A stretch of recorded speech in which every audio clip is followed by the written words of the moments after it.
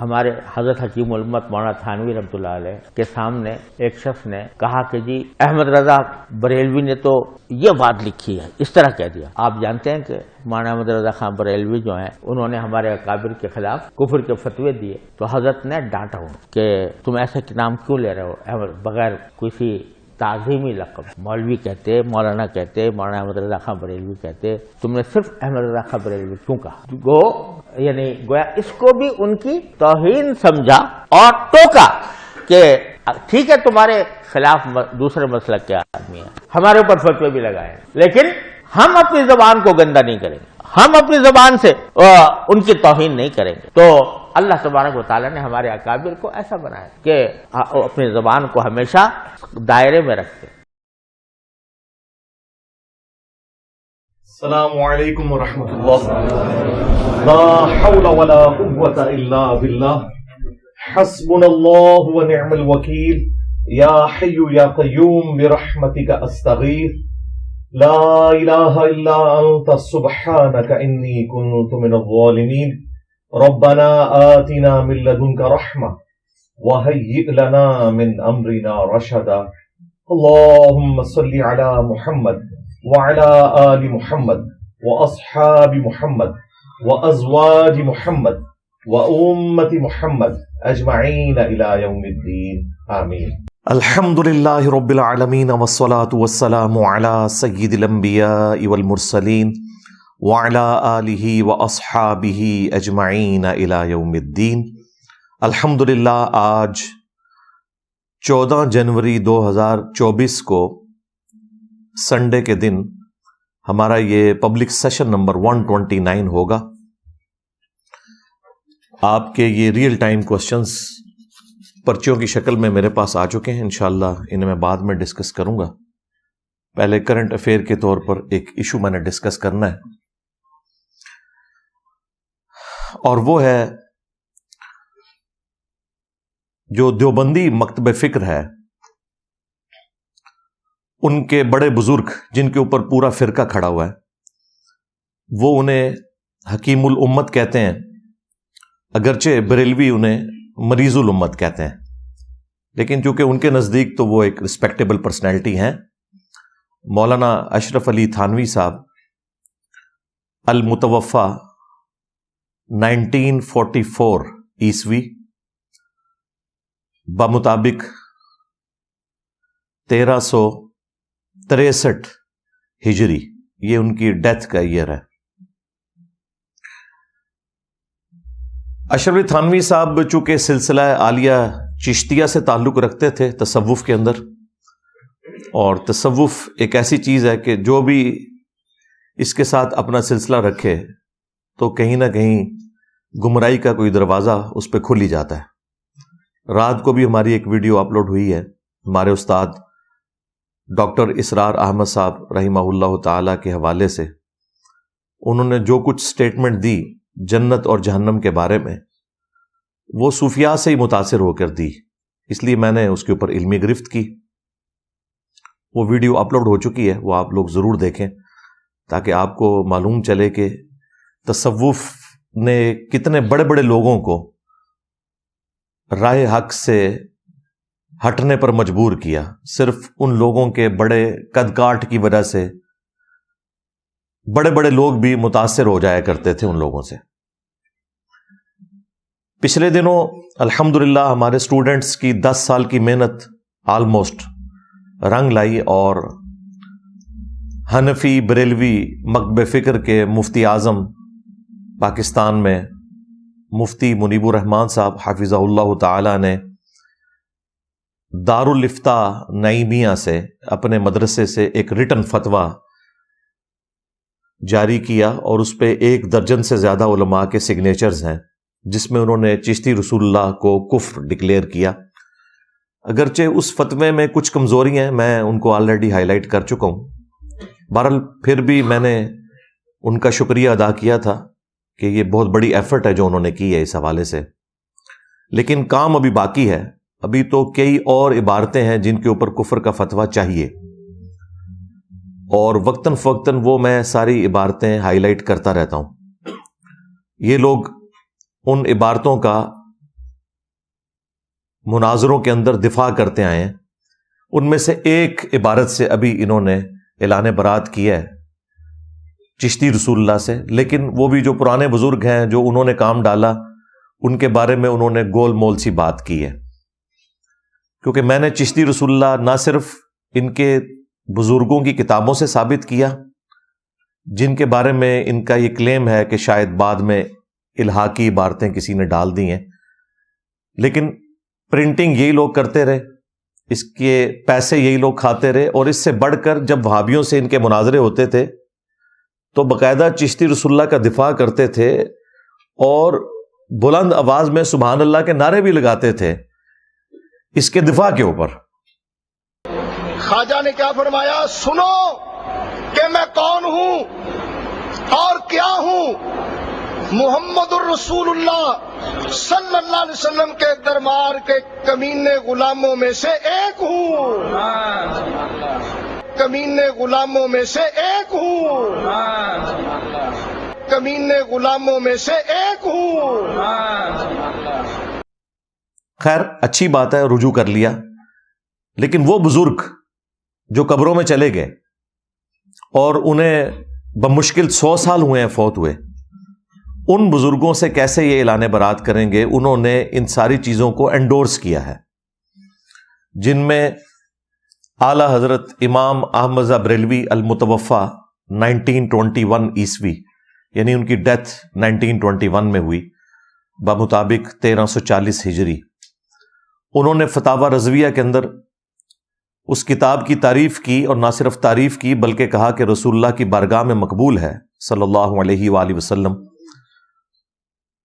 7 سنابل، 7 چشتیہ کے بزرگوں کے حالات، جس میں چشتی رسول اللہ کا واقعہ موجود تھا. اگر اعلی حضرت کو پتا تھا کہ اس میں چشتی رسول اللہ لکھا ہے تو انہوں نے اتنا بڑا جرم کیا کہ رسول اللہ کی طرف ایک جھوٹ منسوب کر دیا صلی اللہ علیہ وآلہ وسلم. اور دوسرا بڑا جرم ان کا یہ کہ کفریہ عبارت سے انہوں نے جان بوجھ کر صرف نظر کیا. اور اگر نہیں پتا تھا تو ان کی بزرگی فارغ ہو گئی. یہ تو کہتے ہیں کہ یہ غوث وقت ہیں، اور وقت کا غوث جو ہے وہ پوری کائنات کو اس طریقے سے دیکھ رہا ہوتا ہے جس طرح ہتھیلی کے اوپر رکھا ہوا دانا. تو ان کی بزرگی بھی فارغ ہو گئی. اور دوسرے ان کے جو بڑے اعلی حضرت تھے وہ پیر میر علی شاہ صاحب گولڑوی، انہوں نے تحقیق الحق فی کلمت الحق کے اندر چشتی رسول اللہ کو انڈورس کیا، اور غلام احمد قادیانی دجال کو کہا کہ تم اس کی پلی نہیں لے سکتے. یعنی وہی بات ہے کہ جی ساڈا کتا کتا تے تہاڈا کتا ٹومی. یہاں انہوں نے اس محاورے کو بھی الٹا کر دیا. انہوں نے کہا ساڈا کتا ٹومی، تہاڈا کتا کتا ہی رہے گا. تو پیر میر علی شاہ صاحب تو 1937 میں فوت ہوئے ہیں. آج ہے 14 جنوری 2024، یعنی 100 سال بھی نہیں ہوئے. اور ان لوگوں کے کلمی نسخے ان کے درباروں پہ رکھی ہوئی جو لائبریری ہیں ان کے اندر موجود ہیں. کوئی یہ نہیں کہہ سکتا کہ ان کے ساتھ کسی نے الہاقی عبارتیں کر دی ہیں. لہٰذا یہ بالکل دھوکہ دے رہے ہیں کہ الہاقی عبارتیں. ایسا نہیں ہے، پرانوں نے بھی کیا تھا اور جو بعد والے ہیں انہوں نے اس کو انڈورس کیا. اب مفتی تقی عثمانی صاحب کے لیے بھی ایک امتحان ہے کہ وہ بھی مرنے سے پہلے کوئی ایک نیکی کا کام اس حوالے سے کر دیں، کیونکہ ان کا جو کاؤنٹر پارٹ ہے حنفی بریلوی فرقہ، ان کے مفتی اعظم مفتی منیب الرحمان صاحب حفظہ اللہ تعالی نے تو کچھ جرت دکھائی ہے. اب مفتی تقی عثمانی صاحب حفظہ اللہ تعالی جو دیوبندی حنفی فرقے کے اس وقت سمجھ لیں مفتی اعظم ہیں انڈیا میں بھی، پاکستان میں بھی، بلکہ پلانٹ ارتھ کے اوپر، ان کو چاہیے کہ وہ بھی چشتی رسول اللہ کا دفاع جو ان کے حکیم الامت نے کیا اس سے بھی اعلان برات کریں، اور تھانوی رسول اللہ جو حکیم الامت صاحب نے انڈورس کیا اس سے بھی اعلان برات کریں. کچھ عرصہ پہلے مجھے ایک بھائی نے ای میل کے اوپر چشتی رسول اللہ کے دفاع کے اوپر جو اشرف علی تھانوی دیوبندی حنفی چشتی صاحب نے دفاع کیا تھا، وہ دفاع جو ہے وہ ایک بک کی شکل میں انہوں نے جو کتاب لکھی تھی وہ مجھے بھیجا. پھر میں نے کنفرم کیا، پھر علماء دیوبند کو باقاعدہ میں نے وہ بک بھیجی کہ آپ کنفرم کریں. انہوں نے کہا ہاں جی یہ ہمارے بزرگوں نے کیا ہے. اور وہ پھر پریشان بھی ہو گئے کہ لو جی یہ مطلب ہے ہوں پھر اگلا لیکچر دیو گے تسی؟ میں کہا جی بالکل دیاں گے, اسی تے تیار بیٹھے ہیں. ہاں سارے گاہک ساڈے کول ہی آندے نے. یعنی دیکھیں پھر بھی ان لوگوں کی جرت نہیں ہو رہی کہ یہ کہہ دیں کہ جی ہم لیکچر دینے سے پہلے اعلان برات کرتے ہیں اس کتاب سے یا ان بزرگوں سے. وہ ان کو توفیق نہیں ملنی, کیونکہ اللہ تعالیٰ نے انہیں ان کی گمراہی میں سرگرداں چھوڑ دیا ہے, سیدھی سی بات ہے. تو اشرف علی تھانوی صاحب جو ہے نا بیسیکلی یہ آپ سمجھ لیں روح ہے دیوبندی فرقے کی. سلسلہ عالیہ چشتیہ میں یہ بیعت بھی تھے. پیچھے سے سارے ایک ہی ہیں, یہ امداد اللہ مہاجر مکی, ان کو بزرگ مانتے ہیں. پیر میر علی شاہ صاحب بھی ان کو بزرگ مانتے ہیں. احمد بریلوی صاحب بھی ان کو بزرگ مانتے ہیں. دیوبندیوں کے تینوں بڑے, سب سے پہلے رشید احمد گنگوئی صاحب, اس کے بعد قاسم نانوتوی صاحب, وہی میاں والے. یہ دونوں وہ یعنی فائل اس میں گنگوئی صاحب ہیں اور مفعول جو ہیں وہ قاسم نانوتوی صاحب. اور تیسرے نمبر کے اوپر اشرف علی تھانوی صاحب. تو تھانوی صاحب جو ہیں یعنی یہ تین ان بڑوں میں آتے ہیں. بلکہ آپ کو حیرانگی ہوگی کہ تبلیغی جماعت جب بنی 1926 میں, تو تبلیغی جماعت کے جو بانی تھے الیاس کاندلوی صاحب, انہوں نے باقاعدہ بارہا یہ اناؤنسمنٹ کی کہ تعلیمات اشرف علی تھانوی صاحب کی ہوں گی, طریقہ ہمارا ہوگا تبلیغی جماعت میں, کیونکہ وہ بھی اشرف علی تھانوی صاحب سے انتہائی عقیدت رکھتے تھے. 1944 میں الیاس کاندلوی صاحب کی ڈیتھ ہوئی اور 1944 کے اندر ہی اشرف علی تھانوی صاحب کی بھی ڈیتھ ہوئی. یہ دونوں ایک ہی سال میں فوت ہوئے. لہذا تبلیغی جماعت والے جو ہمارے بھائی ہیں بڑے مخلص ہیں, ان کے سامنے بھی ہم یہ ہائی لائٹ کر رہے ہیں, کیونکہ فضائل اعمال کے اندر بھی جگہ جگہ شیخ زکریا کاندلوی صاحب نے تھانوی صاحب کے حوالے دیے ہیں اور باقاعدہ چشتیہ کو ڈسکس کیا ہے, کیونکہ وہ بھی چشتی تھے. اور ان کے جو پیر صاحب خلیل احمد سہارنپوری وہ بھی چشتی تھے, اور یہی سہارنپوری صاحب ہیں خلیل احمد جنہوں نے المحند علی المفند لکھی ہے, یعنی عقائد علماء دیوبند.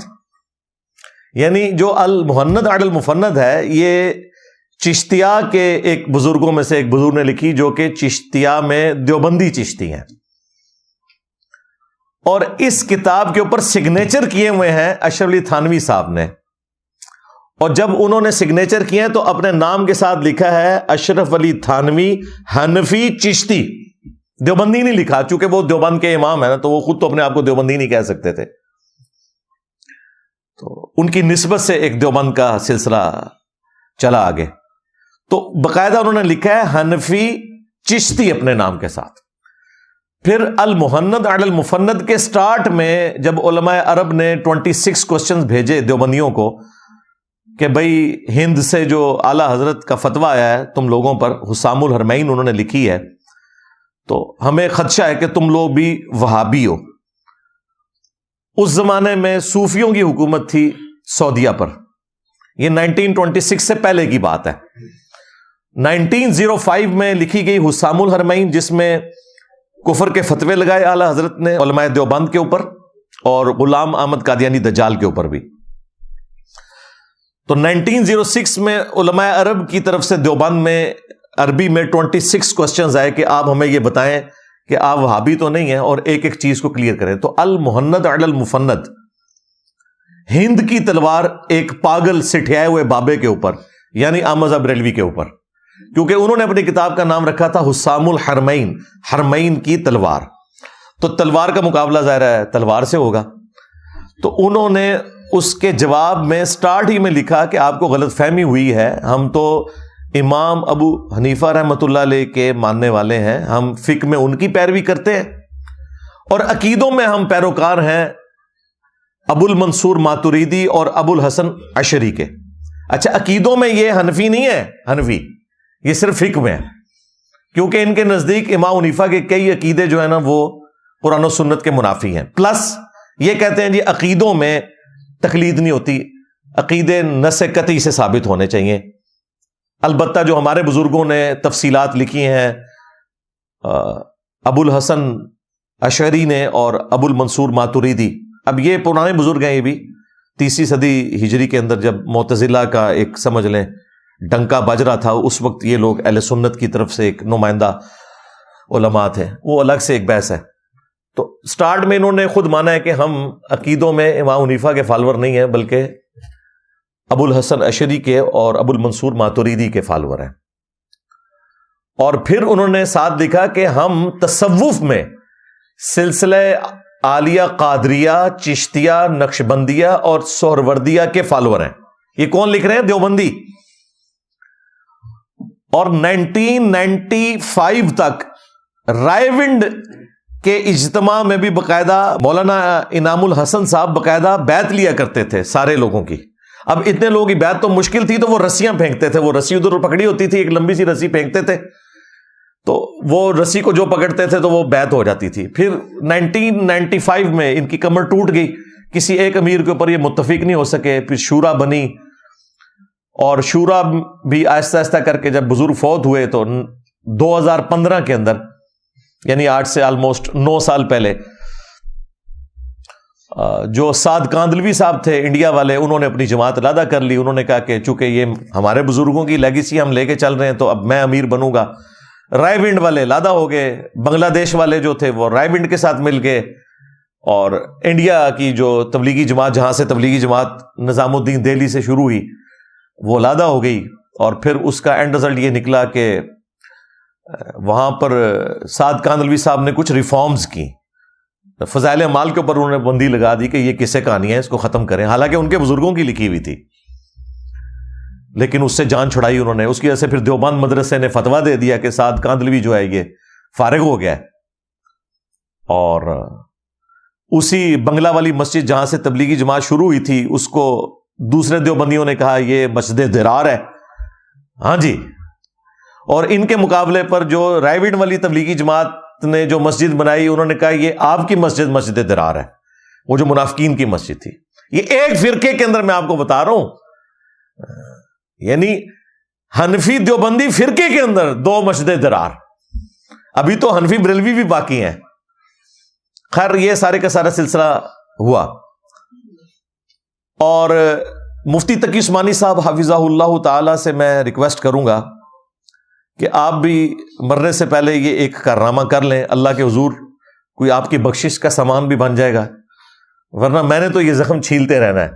ہاں، یہ ذہن میں رکھیے گا. چشتی رسول اللہ ہو، تھانوی رسول اللہ ہو، شبلی رسول اللہ ہو، صادق رسول اللہ ہو، معاویہ رسول اللہ ہو، یہ جتنے بھی آپ کے رسول اللہ ابھی تک چلتے آ رہے ہیں، نعوذ باللہ، یہ میں نے سارے بار بار ان کو چھیلتے رہنا ہے. کیونکہ میرے پاس اور کوئی چارہ نہیں نا آپ کی پبلک کو جگانے کا.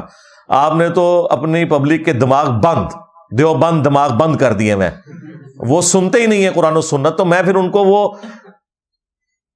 بلنڈرز دکھاؤں گا کہ جس کے بعد وہ سننے پر مجبور ہوں گے. اور الحمدللہ لوگوں نے حق قبول کیا ہے اللہ کے فضل سے.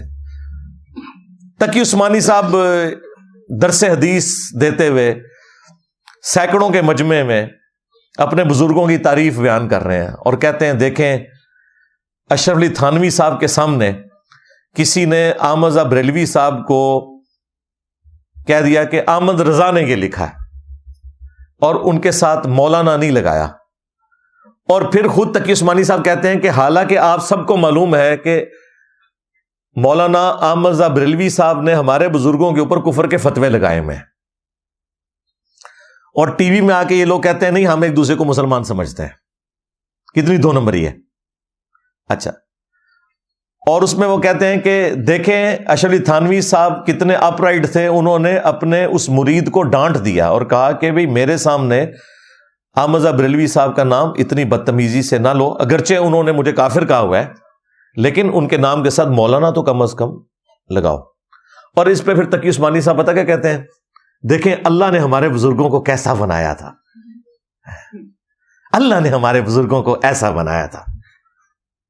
ہمارے حضرت حکیم الامت مولانا تھانوی رحمۃ اللہ علیہ کے سامنے ایک شخص نے کہا کہ جی احمد رضا بریلوی نے تو یہ بات لکھی ہے، اس طرح کہہ دیا. آپ جانتے ہیں کہ مولانا احمد رضا خان بریلوی جو ہیں انہوں نے ہمارے اکابر کے خلاف کفر کے فتوے دیے، تو حضرت نے ڈانٹا ہوں کہ تم ایسے نام کیوں لے رہے ہو بغیر کسی تعظیمی لقب. مولوی کہتے, مولانا کہتے, مولانا احمد رضا خان بریلوی کہتے. تم نے صرف احمد رضا خان بریلوی کیوں کہا؟ یعنی گویا اس کو بھی ان کی توہین سمجھا اور ٹوکا کہ ٹھیک ہے تمہارے خلاف دوسرے مسلک کے آدمی ہیں, ہمارے اوپر فتوے بھی لگائے, لیکن ہم اپنی زبان کو گندا نہیں کریں گے, ہم اپنی زبان سے ان کی توہین نہیں کریں گے. تو اللہ تبارک و تعالیٰ نے ہمارے اکابر کو ایسا بنایا کہ اپنی زبان کو ہمیشہ دائرے میں رکھتے.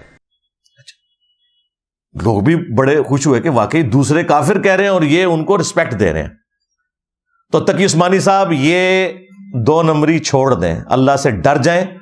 آپ کو پتا ہے کہ آپ کے بزرگوں کو اللہ نے کیسا بنایا تھا. یہی اشرف علی تھانوی, اس نے المحند علی المفند کے اوپر سگنیچر کیے ہوئے ہیں, جس کتاب کا نام یہ ہے کہ اسی احمد رضا بریلوی کو المفند یعنی سٹھایا ہوا پاگل بابا کہا گیا. کتاب کا نام یہ ہے. پھر اشرف علی تھانوی صاحب جب سگنیچر کر رہے تھے, انہوں نے اس کتاب کو نہیں پڑھا کہ کتاب کے نام میں احمد رضا بریلوی کو پاگل انسان کہا گیا ہے. نمبر 2, اس کے سٹارٹ میں انہوں نے کہا کہ احمد رضا بریلوی اور ان کی پوری جماعت ایک شیطانی لشکر ہے جو علماء دیوبند رضی اللہ عنہم پر حملہ آور ہوئے ہیں, جس طرح کے شیاطین حملہ آور ہوتے تھے انبیاء کے اوپر. یعنی کافر کہہ دیا, کیونکہ انبیاء کے اوپر شیاطین جو ہوتے تھے نا حملہ آور, وہ مسلمان تو نہیں ہوتے تھے نا, کافر ہی ہوتے تھے نا, وہ تو اللہ ان کی حفاظت کرتا تھا. پھر انہوں نے اس وقت کے صوفی جو تھے عرب میں بیٹھے ہوئے, انہیں سیٹسفائی کرنے کے لیے کہا کہ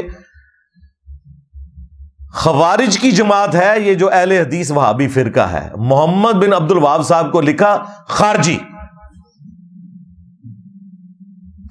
جب تم اہل حدیث کو خارجی کہو,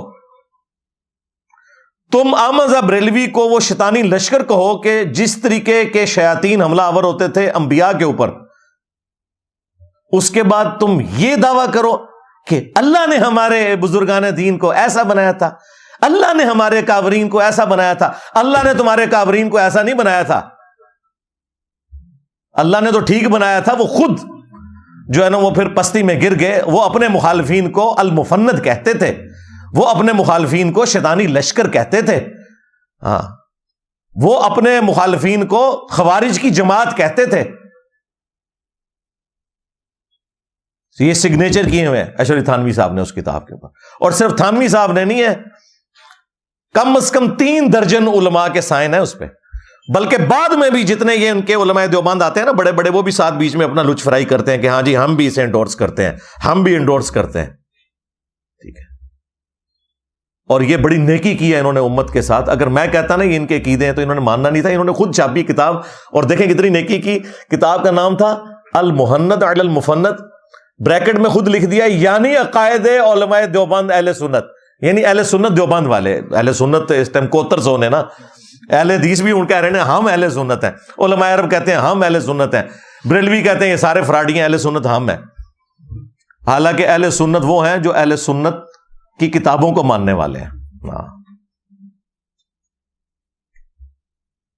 خیر, یہ اشرف علی تھانوی صاحب جب سگنیچر کرتے ہیں تو اپنے ساتھ لکھتے ہیں حنفی چشتی. یہ میں نے سب کچھ اس لیے بتایا تاکہ آپ کو پتا چل جائے کہ یہ بھی تصوف کے ماننے والے ہیں اور اپنے آپ کو چشتی کہتے تھے. اب چونکہ یہ چشتی تھے تو لہذا چشتیہ نے جو جو گند پھیلایا اس کے دفاع کی ذمہ داری صرف بریلویوں کے بزرگوں کی تو نہیں تھی, دیوبندیوں کے بزرگوں کی بھی تھی. جس طرح یہ دونوں اپنے آپ کو حنفی کہتے ہیں لیکن ایک دوسرے کو حنفی ماننے کے لیے تیار نہیں ہے, اس طرح یہ کہتے ہیں اصل تصوف پہ ہم چل رہے ہیں, دیوبندی کہتے ہیں, جبکہ بریلوی کہتے ہیں نہیں تم تو فراڈی ہو, اصل تصوف پہ ہم چل رہے ہیں. تو اشرف علی تھانوی صاحب نے ایک کتاب لکھی, اس کا نام انہوں نے دیکھیں کیا رکھا ہے, السنت الجلیہ فی الچشتیۃ العلیہ. یہ لالا بات ہے کہ عربی میں چے ہوتی نہیں ہے, لیکن ان کی مجبوری تھی, اب چشتی کی چے کو چے ہی رکھنا تھا نا, تو ویسے اس کو بدل لیتے ہیں. جس طرح یہ عبد القادر گیلانی تھے نا، تو وہ گاف تو عربی میں نہیں ہوتی، تو اس کو جیلانی بنا دیا انہوں نے، گاف کو جیم بنا دیا. تو یہاں بھی جشتیہ تو ہو سکتا تھا کسی طریقے سے. خیر، کتاب کا نام رکھا ہے السنت الجلیہ فی الچشتیۃ العلیہ، یعنی یہ وہ روشن راستہ ہے جو چشتیہ کے اعلیٰ ترین سلسلے کا ہے.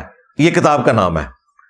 اور اس کتاب میں کیا انہوں نے کیا ہے، انہوں نے کہا کہ جب ان پر اعتراض ہوا کہ اس میں تو چشتی رسول اللہ والا واقعہ ہے، تو انہوں نے وہ اس واقعے کا بھی دفاع کیا، اور بھی کافی صوفیاء کی کہانیاں اس میں لکھی ہوئی ہیں، وہ اس کے اوپر نہ دفاع کرتے ہیں. ہمارے لیے خیر یہ اہم ہے کہ ہم یہ بتائیں کہ انہوں نے یہ دفاع کیسے کیا اور پھر اس کی انجینئرنگ کریں. ہاں، لیکن انجینئرنگ سے پہلے ایک دفعہ ذرا دروشی پڑھ لیں.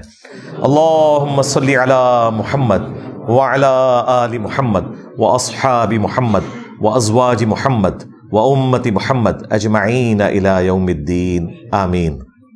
ہاں جی جناب، یہ تھانوی صاحب کی جو کتاب ہے السنت الجلیہ فی الچشتیۃ العلیہ، اس کتاب میں جو باب سوم ہے، یعنی 3rd چیپٹر، پیج نمبر 124، اس کے اوپر وہی واقعہ لکھا ہوا ہے جو ہشت بہشت کے اندر خواجہ قطب الدین بختیار کاکی نے، یہ کاکی جو ہے نا وہ یہ پنجابی والا کاکی نہیں ہے، ذہن میں رکھیے گا.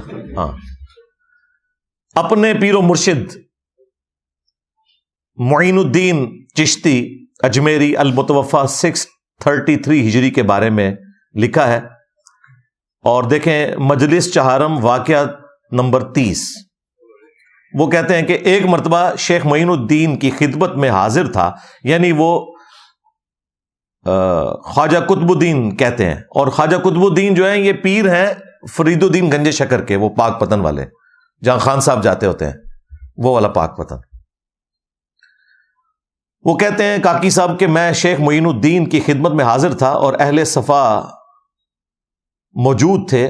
اولیاء اللہ کا ذکر ہو رہا تھا کہ اتنے میں ایک شخص آیا اور بیعت کے لیے پا بوسی کی، یعنی ان کے قدموں کو چوما.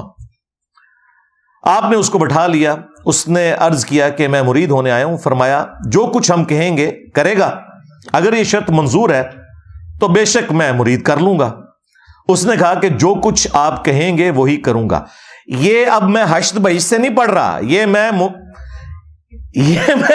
اشرف علی تھانوی صاحب کی کتاب سے پڑھ رہا ہوں، یہ ذہن میں رکھیے گا. پہلے دیوبندی بڑی بغلیں بجاتے تھے جی یہ تے بریلویاں دا نکلا ہے، یہ تہاڈا بھی نکلا ہے جے، ایک کھرا تہاڈے گھر بھی نکلیا جے، یہ تھانوی صاحب لکھ رہے ہیں. ہاں جی، متفقن علیہ ہو گیا نا، جس طرح جو حدیث بخاری اور مسلم میں آئے نا تو کہتے ہیں دونوں شیخین اس کے اوپر متفق ہیں. ٹھیک ہے، اس طرح اب یہ متفقن علیہ ہو گیا. ہشت بہشت ہو، سبا سنابل ہو، یا یہ تھانوی صاحب کی کتاب السنت الجلیہ، جو کچھ ہم کہیں گے کرے گا، اگر یہ شرط منظور ہے تو بے شک میں مرید کر لوں گا. اس نے کہا جو کچھ آپ کہیں گے وہی کروں گا. آپ نے فرمایا کہ تو کلمہ کس طرح پڑھتا ہے؟ لا الہ الا اللہ محمد رسول اللہ. ایک بار ذرا اس طرح پڑھ، لا الہ الا اللہ چشتی رسول اللہ، نعوذ باللہ. چونکہ راسخ العقیدہ تھا اس نے فوراً پڑھ دیا. خواجہ نے اس سے بیعت لے لی اور بہت کچھ خلعت اور نعمت عطا کی، اور فرمایا میں نے فقط تیرا امتحان لیا تھا تاکہ مجھے معلوم چلے کہ تجھ کو مجھ سے کس قدر عقیدت ہے، ورنہ میرا مقصد یہ نہ تھا کہ تجھ سے اس طرح کلمہ پڑھواؤں. اس کا مطلب ہے خواجہ صاحب ہوش میں بھی ہیں جی، اور انہیں یہ بھی پتا ہے کہ انہوں نے کام ڈالا ہے. آپ کو تو یہ بتاتے ہیں کہ یہاں کوئی جھوٹی موٹی بھی لکھ کے قادیانی جرمنی چلا جائے تو وہ کافر ہو جائے گا، یہاں سچی مچی بھی کروائے تو وہ کوئی مسئلہ نہیں ہے. اس واقعے کے اوپر جو اشکالات ہیں اس کے پھر تھانوی صاحب نے جواب دیے، اور جو جواب دیے انہوں نے، آپ کے کانوں سے دھواں نکلے گا کہ یہ اپنے بزرگوں کو بچانے کے لیے کس لیول کے اوپر گر سکتے ہیں. ورنہ میرا مقصود یہ نہ تھا کہ تجھ سے اس طرح کلمہ پڑھواؤں.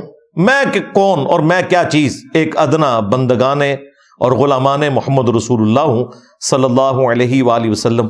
حکم وہی ہے جو اول سے کہتا ہے کہ لا الہ الا اللہ محمد رسول اللہ.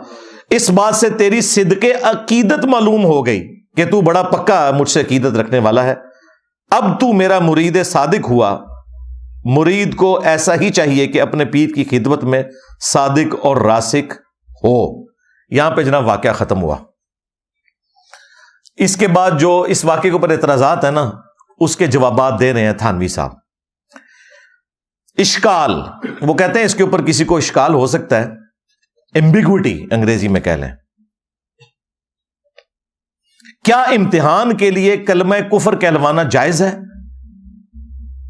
ویسے عام مسلمان سے پوچھیں جس کو کبھی کوئی بریلوی دیوبندی نے ڈسا نہ ہو، اور اس سے پوچھا جائے کہ کیا کوئی شخص اپنے نام کا کلمہ پڑھوا سکتا ہے صرف چیک کرنے کے لیے، سارے کانوں کو ہاتھ لگائیں گے کہ نہیں؟ مجھے بتائیں، کوئی دنیا دار بندہ بھی ہو۔ لیکن یہ تصوف کے ماننے والے ایسے بے شرم لوگ ہوتے ہیں کہ یہ اپنے بزرگوں کو بچا لیتے ہیں چاہے ان کو اپنا ایمان دینا پڑ جائے۔ آپ کو انہوں نے یہ کہانی کروائی ہوئی ہے، اور جو بالکل صحیح کہانی ہے کہ اگر کوئی جھوٹی موٹی بھی قادیانی لکھ کے جرمنی چلا گیا تو وہ قادیانی ہو گیا، اگرچہ دل میں ایمان تھا، کیونکہ زندگی موت کی کشمکش نہیں تھی۔ ہاں، زندگی موت کی کشمکش ہو، جان بچانے کے لیے آخری درجے میں اجازت ہے، آپ کلمات کفر بک سکتے ہیں، سورہ النحل کے اندر آیا، لیکن یہ جواز کی حد تک ہے۔ ایمان کا اعلیٰ ترین درجہ یہ نہیں ہے، یہ ذہن میں رکھیے گا، کیونکہ بخاری میں حدیث ہے، مسلم میں بھی موجود ہے، اس شخص نے ایمان کی حلاوت چکھ لی جس میں 3 نشانی ہیں۔ نمبر 1، اللہ اور اس کا رسول اسے پوری دنیا میں سب سے بڑھ کر محبوب ہو جائے صلی اللہ علیہ وآلہ وسلم۔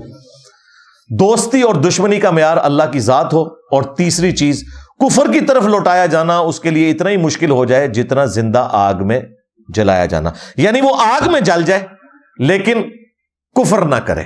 یہ اعلیٰ ترین درجہ ہے، اور یہی وہ چیز ہے جو سنن ابن ماجہ میں ہے۔ نبی علیہ السلام نے جو وصیت فرمائی تھی نا کہ اللہ کے ساتھ شرک نہ کرنا، خواہ تمہیں سولی دے دیا جائے، تمہیں آگ میں ڈال دیا جائے، تمہارے ٹکڑے ٹکڑے کر دیے جائیں، اللہ کے ساتھ شرک نہ کرنا، وہ ایمان کا اعلیٰ ترین درجہ ہے۔ لیکن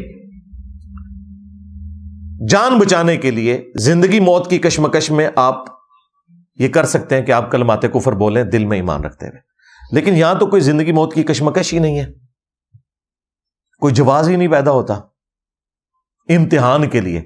کیا سیدنا ابو بکر اور عمر، عثمان و علی رضی اللہ عنہم اجمعین وعلیہم السلام اجمعین امتحان کے لیے پہلے اپنے نام کا کلمہ پڑھواتے تھے؟ اچھا، اب 3 انہوں نے بیچ میں پوائنٹس ڈسکس کیے۔ وہ اشکال کے بعد لکھتے ہیں کہ کلمہ کفر جب ہے کہ تعویل ممکن نہ ہو۔ دیکھو، بابا ہے تو کہتے ہیں تعویل کریں گے، بچائیں گے بابے کو۔ یار کہہ دو کہ بابا جو ہے سٹھیا گیا تھا، یا بابے کی طرف بات غلط منسوب ہو گئی، تو بابا بھی بچ جائے، یعنی چشتی چاچو بھی بچ جائے اور چشتی چاچو کی چاچی بھی بچ جائے۔ ہاں، کیونکہ کسی نے اگر کلمات کفر کہلوائے تو اس کی بیعت بھی ٹوٹ گئی، اس کا نکاح بھی ٹوٹ گیا۔ چشتی چاچو تیری چاچی گئی، ہاں، تھانوی چاچو تیرے چاچے دی چاچی گئی، ہاں، اور بیعت بھی گئی۔ پہلے تو خود بیعت ہوگا، تجدید نکاح کرے گا، پھر بیعت کرے گا۔ یہ بیعت تو ویسے ہی نہیں ہوئی ہے کیونکہ بیعت تو ٹوٹ چکی ہے، اس کی ایمان چلا گیا، تو تجدید ایمان بھی کرنا ہے اور تجدید نکاح بھی۔ وہ کہتے ہیں اگر تعویل ممکن نہ ہو پھر کلمات کفر ہوتے ہیں۔ اب آپ سنیں تعویل کیا ہے، کدھر دماغ گیا ہے۔ اگر یہ تعویل کی جاوے کہ رسول سے مراد لغوی معنی ہیں، ہاں، پھر تو سارے رسول لیں، ہاں، یعنی آپ لوگ بھی مختلف شہروں سے آئے ہوئے ہیں نا، مختلف ملکوں کے جو سفیر ہیں وہ بھی رسول ہیں۔ یہاں پہ کوئی ایسا کرینہ موجود نہیں، لغت میں رسول کا لفظ، جب گاندھی صاحب پہلی دفعہ سعودی عرب گئے تو وہاں انہوں نے جگہ جگہ بینر لگائے تھے رسول امن کے، کہ یہ امن کا رسول ہے، امن کا سفیر ہے۔ وہاں تو کرینہ سمجھ آتا ہے، یہاں تو کوئی کرینہ نہیں ہے، کوئی سفیر تو نہیں بن کے آیا ہوا۔ تو لغوی ہو اور عام ہو، بواسطہ اور بلا واسطہ اس بنا پر یہ معنی ہوں گے کہ چشتی اللہ کا پیغام رساں اور احکام کی تبلیغ کرنے والا ہے بواسطہ رسول اللہ کے صلی اللہ علیہ وآلہ وسلم. وہ کہتے ہیں چشتی رسول اللہ میں رسول سے مراد پیغمبر ہونے کا دعویٰ کرنا نہیں ہے، بلکہ وہ یہ کہنا چاہ رہے تھے کہ چشتی جو ہے وہ رسول اللہ کا رسول ہے، یعنی ان کا نمائندہ ہے، ان کا سفیر بن کے ہے. تو 2 بار تو رسول نہیں اس نے کہلوایا، ٹھیک ہے، اس نے تو چشتی رسول اللہ کا ہے. اچھا، کہتے ہیں کہ جیسا کہ مشکات شریف میں آیا ہے، مشکات شریف میں یہ حدیث واقعی موجود ہے، لیکن وہ اس طرح نہیں ہے حدیث جس طرح یہ بیان کر رہے ہیں، کہ ایک انصاری صحابی ہیں ابن مربع. یہ حدیث مشکات میں جامع ترمذی کے حوالے سے ہے، سنن ابی داؤد میں بھی موجود ہے، نسائی میں بھی، ابن ماجہ میں بھی، سنن کی 4 کتابوں میں. تو وہ میدان عرفات کے اندر کچھ اصحاب کے پاس آئے جو کہ میدان عرفات میں نبی صلی اللہ علیہ وآلہ وسلم سے بہت دور انہوں نے خیمہ لگایا ہوا تھا. ظاہر ہے تعداد کافی زیادہ تھی، 1 لاکھ سے زیادہ تھے، تو سارے لوگ تو حضور کے قریب نہیں ہو سکتے تھے. تو بعض لوگوں کو یہ وہم ہو گیا کہ شاید ہم لوگ جو ہیں وہ نبی علیہ السلام سے چونکہ دور ہیں تو پتہ نہیں ہمارا حج ہوگا کہ نہیں، امام کے بالکل قریب ہونا چاہیے. تو نبی علیہ السلام نے ان کا وہم نکالنے کے لیے ابن مربع کو بھیجا کہ آپ وہاں جا کے اناؤنسمنٹ کریں کہ یہ جگہ بھی عرفات کے اندر داخل ہے، آپ کو ٹینشن لینے کی ضرورت نہیں ہے. جتنے لوگ بھی یہاں پہ موجود ہیں، جتنے بھی اس جگہ کے قریب قریب لوگ ہیں، وہ سب کے سب میدان عرفات میں ہی شمار کیے جائیں گے. تو اس میں الفاظ ہیں انی رسول اللہ علیکم، میں رسول اللہ کی طرف سے تمہارے پاس پیغام لے کر آیا ہوں. تو اس میں 2 دفعہ رسول کا لفظ موجود ہے، ایک دفعہ لغت کے معنوں میں اور ایک دفعہ نبی علیہ السلام کے حوالے سے، کہ نبی علیہ السلام نے مجھے اپنا نمائندہ بنا کے تمہارے پاس بھیجا ہے تاکہ انہیں یہ یقین آ جائے کہ وہ اپنی طرف سے نہیں بات کر رہا، نبی علیہ السلام نے بھیجا ہے. تو اس بات کو اس نے دلیل بنایا تھانوی صاحب نے. انہوں نے کہا کہ انہوں نے بھی تو کہا تھا انی رسول اللہ علیکم. تو تھانوی صاحب کہتے ہیں کہ یہ جو چشتی رسول اللہ ہے اس نے بھی یہی بات کی ہے. تو ہم یہ پوچھیں گے تھانوی صاحب، نبی علیہ السلام کی تو وفات ہوئی ہے 11 ہجری میں، اور معین الدین چشتی جو ہیں وہ 600 سال بعد آ رہے ہیں. ان کے پاس کون سا نبی علیہ السلام کا ڈائریکٹ پیغام تھا جو وہ لے کر آئے؟ بیچ میں وہ بتائیں نا. تو جتنے 100 سال کے بندے ہیں ساروں کے ساتھ رسول رسول لگائیں. کیا نبی علیہ السلام کی وفات کے بعد کسی شخص نے یہ کلیم کیا کہ میں رسول اللہ کی طرف سے رسول بن کے آیا ہوں؟ نہیں. خلیفۃ الرسول کہا. یہ تھانوی صاحب ہوتے نا تو یہ بھی مت دیتے خلفائے راشدین کو کہ خلیفۃ الرسول نہ کو اپنے آپ کو، بلکہ کہو ہم رسول اللہ کے رسول ہیں. بھئی رسول اللہ کے رسول تو تب ہوتے جب نبی علیہ السلام اپنی زندگی میں کسی کی ڈیوٹی لگائیں کہ بھئی یہ پیغام لے کے چلے جاؤ. جب نبی علیہ السلام دنیا سے چلے گئے اس کے بعد کتاب و سنت کی تعلیمات ہیں، اس میں کوئی شخص یہ کلیم نہیں کر سکتا کہ میں رسول اللہ کا رسول ہوں. ہاں یہ کہہ سکتا ہے میں نبی علیہ السلام کی تعلیمات لے کے چل رہا ہوں، یا فوراً سکسیسر بنے حضرت ابوبکر صدیق، انہوں نے ٹرم یوز کی اپنے لیے خلیفۃ رسول اللہ صلی اللہ علیہ وآلہ وسلم. کیوں؟ کہ وہ نبی علیہ السلام کی مسند پر صحابہ اکرام کے اجماع سے بیٹھے تھے. اس کے بعد 2 دفعہ خلیفہ کا لفظ لگایا جاتا تھا حضرت عمر کے ساتھ، خلیفہ اور پھر خلیفۃ رسول اللہ، یعنی رسول اللہ کے خلیفہ. تو پھر اصحاب نے مشورہ کیا کہ یہ تو اس طریقے سے تو خلیفہ لگاتے چلے جائیں گے، تو بہتر ہے کہ ہم آپ کو امیر المومنین کہیں. تو سیدنا عمر کے دور میں امیر المومنین کی ٹرم ڈیوائز کی گئی. یہ جو تھانوی صاحب والی ٹرم ہے نا، رسول اللہ علیکم، اس کی بنیاد سے کسی نے یہ چیزیں نہیں نکالی ہوئی تھی، لہذا یہ بالکل ان کی باطل تعویل ہے. پھر وہ کہتے ہیں کہ اسی طرح کی ایک مثال جو ہے سورہ یاسین میں بھی موجود ہے.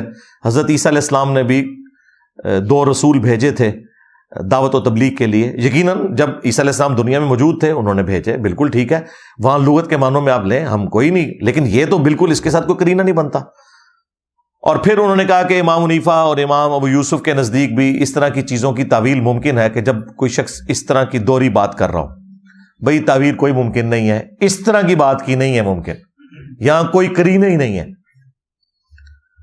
پھر وہ دوسرا اشکال جو ہے نا وہ کہتے ہیں کہ البتہ یہ سوال باقی رہا کہ یہ جو اس نے چشتی رسول اللہ جو کلمہ پڑھوایا ہے اس کا استعمال جائز نہیں، یعنی یہ طریقہ اڈاپٹ کرنا جائز نہیں ہے.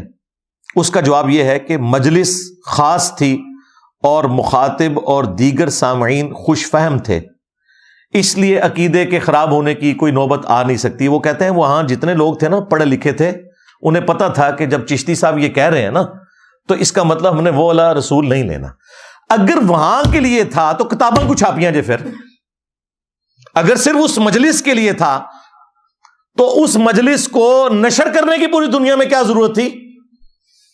جو تم چاہ رہے تھے کہ پبلک کو نہ پتا چلے، صرف خاص لوگوں کو پتا چلے، اور خاص لوگ جو ہے وہ چشتی رسول سے مراد وہ والا رسول نہیں لیں گے، تو پھر یہ تم نے ساری چیزیں لکھی، پرنٹ کی، پبلک میں بانٹی، الٹا بزرگیاں ویل کی، اس کی بنیاد کے اوپر مناظرے کیے تم لوگوں نے. تو یہ بات بھی تمہاری بالکل باطل ہے. اگر یہ خاص لوگوں کے لیے ہوتا تو وہیں رہنا چاہیے تھا. وہ خاص لوگوں کا کام نہیں تھا کہ یہ گند جو اندر گھولا تھا یہ پبلک میں بھی عام کرتے اور پرنٹ کر کے بتاتے جی ہمارے بزرگوں کے. اور یہ اصل میں ان کے اوپر جب برا وقت آیا تو یہ اس قسم کی تعویلات کر رہے ہیں. ادروائز یہ لوگ ان ساری چیزوں کو تصوف کے نام کے اوپر صحیح مانتے ہیں. خیر یہ بالکل ان کی یہ بات بالکل غلط ہے. وہ کہتے ہیں عقیدے کا فساد نہیں ہوگا کیونکہ وہاں سارے سمجھدار لوگ بیٹھے ہیں. وہ اللہ دے بندے تو آڈے مفتی نے انہوں دا علمی لیول بھی سانو پتا چل گیا ہے. انہوں کو بیٹھنے والے تو اس تو بڑے بٹ ہون گے. ہاں علمی لیول انہوں دا. تیسری بات وہ کہتے ہیں رہی یہ بات کہ آخر مصلحت ہی کیا تھی. وہ کہتے ہیں کہ کوئی یہ بھی پوچھ سکتا ہے کہ یار کوئی بندے دے پترا والا طریقہ نہیں لبیا، مطلب طریقہ تو کوئی اور بھی ہو سکتا تھا. تو یہ سوال تو واقعی یہ سوال تو ہے. اب آپ سنیں کہ اس کا جواب وہ کیا دے رہے ہیں. وہ کہتے ہیں کہ جواب ظاہر ہے کہ مصلحت امتحان کی تھی، اس طرح کہ اگر یہ راسخ العقیدہ ہے تو مجھ کو مخالف شریعت کا نہ سمجھے گا، کوئی نہ کوئی تعویل کرے گا ورنہ بھاگ جائے گا. وہ کہتے ہیں یہ تو چیک کیا ہے کہ بھی مستقبل میں بھی اگر میں نے کوئی غلط کام کیے تو یہ ان کی تعویل کرے گا، یعنی میری بزرگی مسلمہ مانے گا. یعنی کل کو میں نے کوئی چاچی بھگا لی شاگردنی تو یہ کہے گا نہیں نہیں بھگائی نہیں ہے، نکاح ہی کیا ہے نا جی، نیکی کا کام ہے نا. اور خود تھانوی نے بھی یہ کیا تھا. ہاں اس نے بھی کسی کم سن لڑکی سے شادی کرنی تھی نا تو اس کے مرید سے اس نے ایک خواب گھڑوایا، یا چلے اس کو شیطان نے دکھایا خواب کہ جی حضرت میں دیکھتا ہوں کہ سیدہ عائشہ سلام اللہ علیہا آپ کے گھر تشریف لائی ہیں. تو اشری تھانوی صاحب کہتے ہیں اس خواب کے اندر مجھے لگا ہے کہ اشارہ ہے کہ کوئی کم سن لڑکی میرے ہاتھ لگے گی. ہاں یعنی میں بھی کسی چھوٹی عمر کی لڑکی سے شادی کروں گا، کیونکہ جب اما عائشہ سلام اللہ علیہا رسول اللہ کے عقد میں آئی تھی تو اس وقت ان کی عمر کم تھی. تو یہ میرے گھر میں جو تم نے حضرت عائشہ کو دیکھا ہے اس کی تعبیر میں، یہ خوابوں کی تعبیر ہو رہی ہے. ماں کو دیکھ کے چاچے ان کے چاچیاں بگا رہے ہیں، چلیں بعد میں نکاح کر رہے ہیں. تو یہاں پہ بھی دیکھیں تھانوی صاحب، میں نے آپ کو کہا تھا نا یہ پرانے بزرگوں کی عزت اس لیے کرتے ہیں تاکہ کل کو انہوں نے خود کام ڈالنا ہو نا تو ان کے ماننے والے بھی تعویل کریں جس طرح انہوں نے اپنے بزرگوں کی ہے. یہ دیکھیں وہ کہہ رہے ہیں کہ یہ جواب تو ظاہر ہے کہ مصلحت یہ ہے کہ مرید کو پہلے دن ہی بلی مار دو کہ اس قسم کے بٹ دماغ ہمیں مرید چاہیے کہ ہماری خلاف شرع بات بھی دیکھیں تو کوئی نہ کوئی اس کی تعویل تلاش کریں. مستقبل میں بھی اگر کوئی ہم سے مس ہے. اب آپ کو پتا چلا لوگ کہتے ہیں یار یہ کیسے بٹ دماغ ہیں، پیروں کے کہنے کے اوپر جو ہے وہ بچے ذبح کر دیتے ہیں، پیر ان کی بچیاں بگا کے لے جاتے ہیں، ان کا مال لوٹ لیتے ہیں، پھر بھی یہ پیروں کے ساتھ اٹیچ رہتے ہیں. بھائی ظاہر راسخ العقیدہ ہوں گے نا. تو وہ کہہ رہے ہیں یہ اس لیے تھا تاکہ یہ کنفرم کیا جائے. اللہ کے بندو یہ چیز تو رسول اللہ صلی اللہ علیہ وآلہ وسلم نے اپنے صحابہ کو تعلیم نہیں فرمائی کہ تم نے یہ کچھ کرنا ہے. سورہ یوسف میں واضح اللہ تعالیٰ نے فرمایا رسول اللہ صلی اللہ علیہ وآلہ وسلم کو سینٹرڈ کرتے ہوئے، قُلْ هَٰذِهِ سَبِيلِي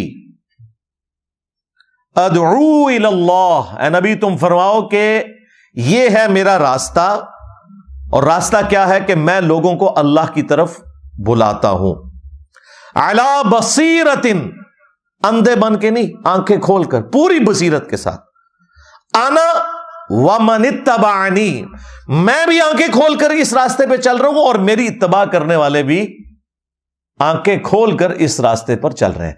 نبی علیہ السلام سے تو کہلوایا جا رہا ہے آپ فرما دیں کہ میں بھی آنکھیں کھول کر اور میرے ساتھی بھی آنکھیں کھول کر اس راستے پہ چل رہے ہیں۔ اور کیا تربیت کی ہے نبی علیہ السلام نے اپنے ساتھیوں کی۔ ابو داؤد میں ابن ماجہ میں حدیث ہے، ایک صحابی نجدیوں کے شہر کوفہ میں ہیرا نامی جگہ پہ گئے، وہاں انہوں نے دیکھا کہ لوگ اپنے سردار کو سجدہ کر رہے ہیں، نبی علیہ السلام کو آ کے سجدہ کیا، آپ نے فرمایا سر اٹھا، یہ کیا کر رہے ہیں؟ ان کا یا رسول اللہ میں ہیرا گیا تھا، وہاں لوگ اپنے سردار کو سجدہ کر رہے تھے، تو آپ تو اللہ کے رسول ہیں، آپ کو کیوں نہ سجدہ کریں؟ یعنی انہوں نے قیاس کیا، یہ کہتے ہیں نا قیاس، اجتہاد بالکل جائز ہے، قرآن و سنت کے خلاف نہ ہو۔ اور صحابی کا قیاس اور اجتہاد نہیں نبی علیہ السلام نے مانا قرآن و سنت کے خلاف۔ آپ نے فرمایا جب میں فوت ہو جاؤں گا اور تم میری قبر سے گزرو گے، کیا میری قبر پہ بھی سجدہ کرو گے؟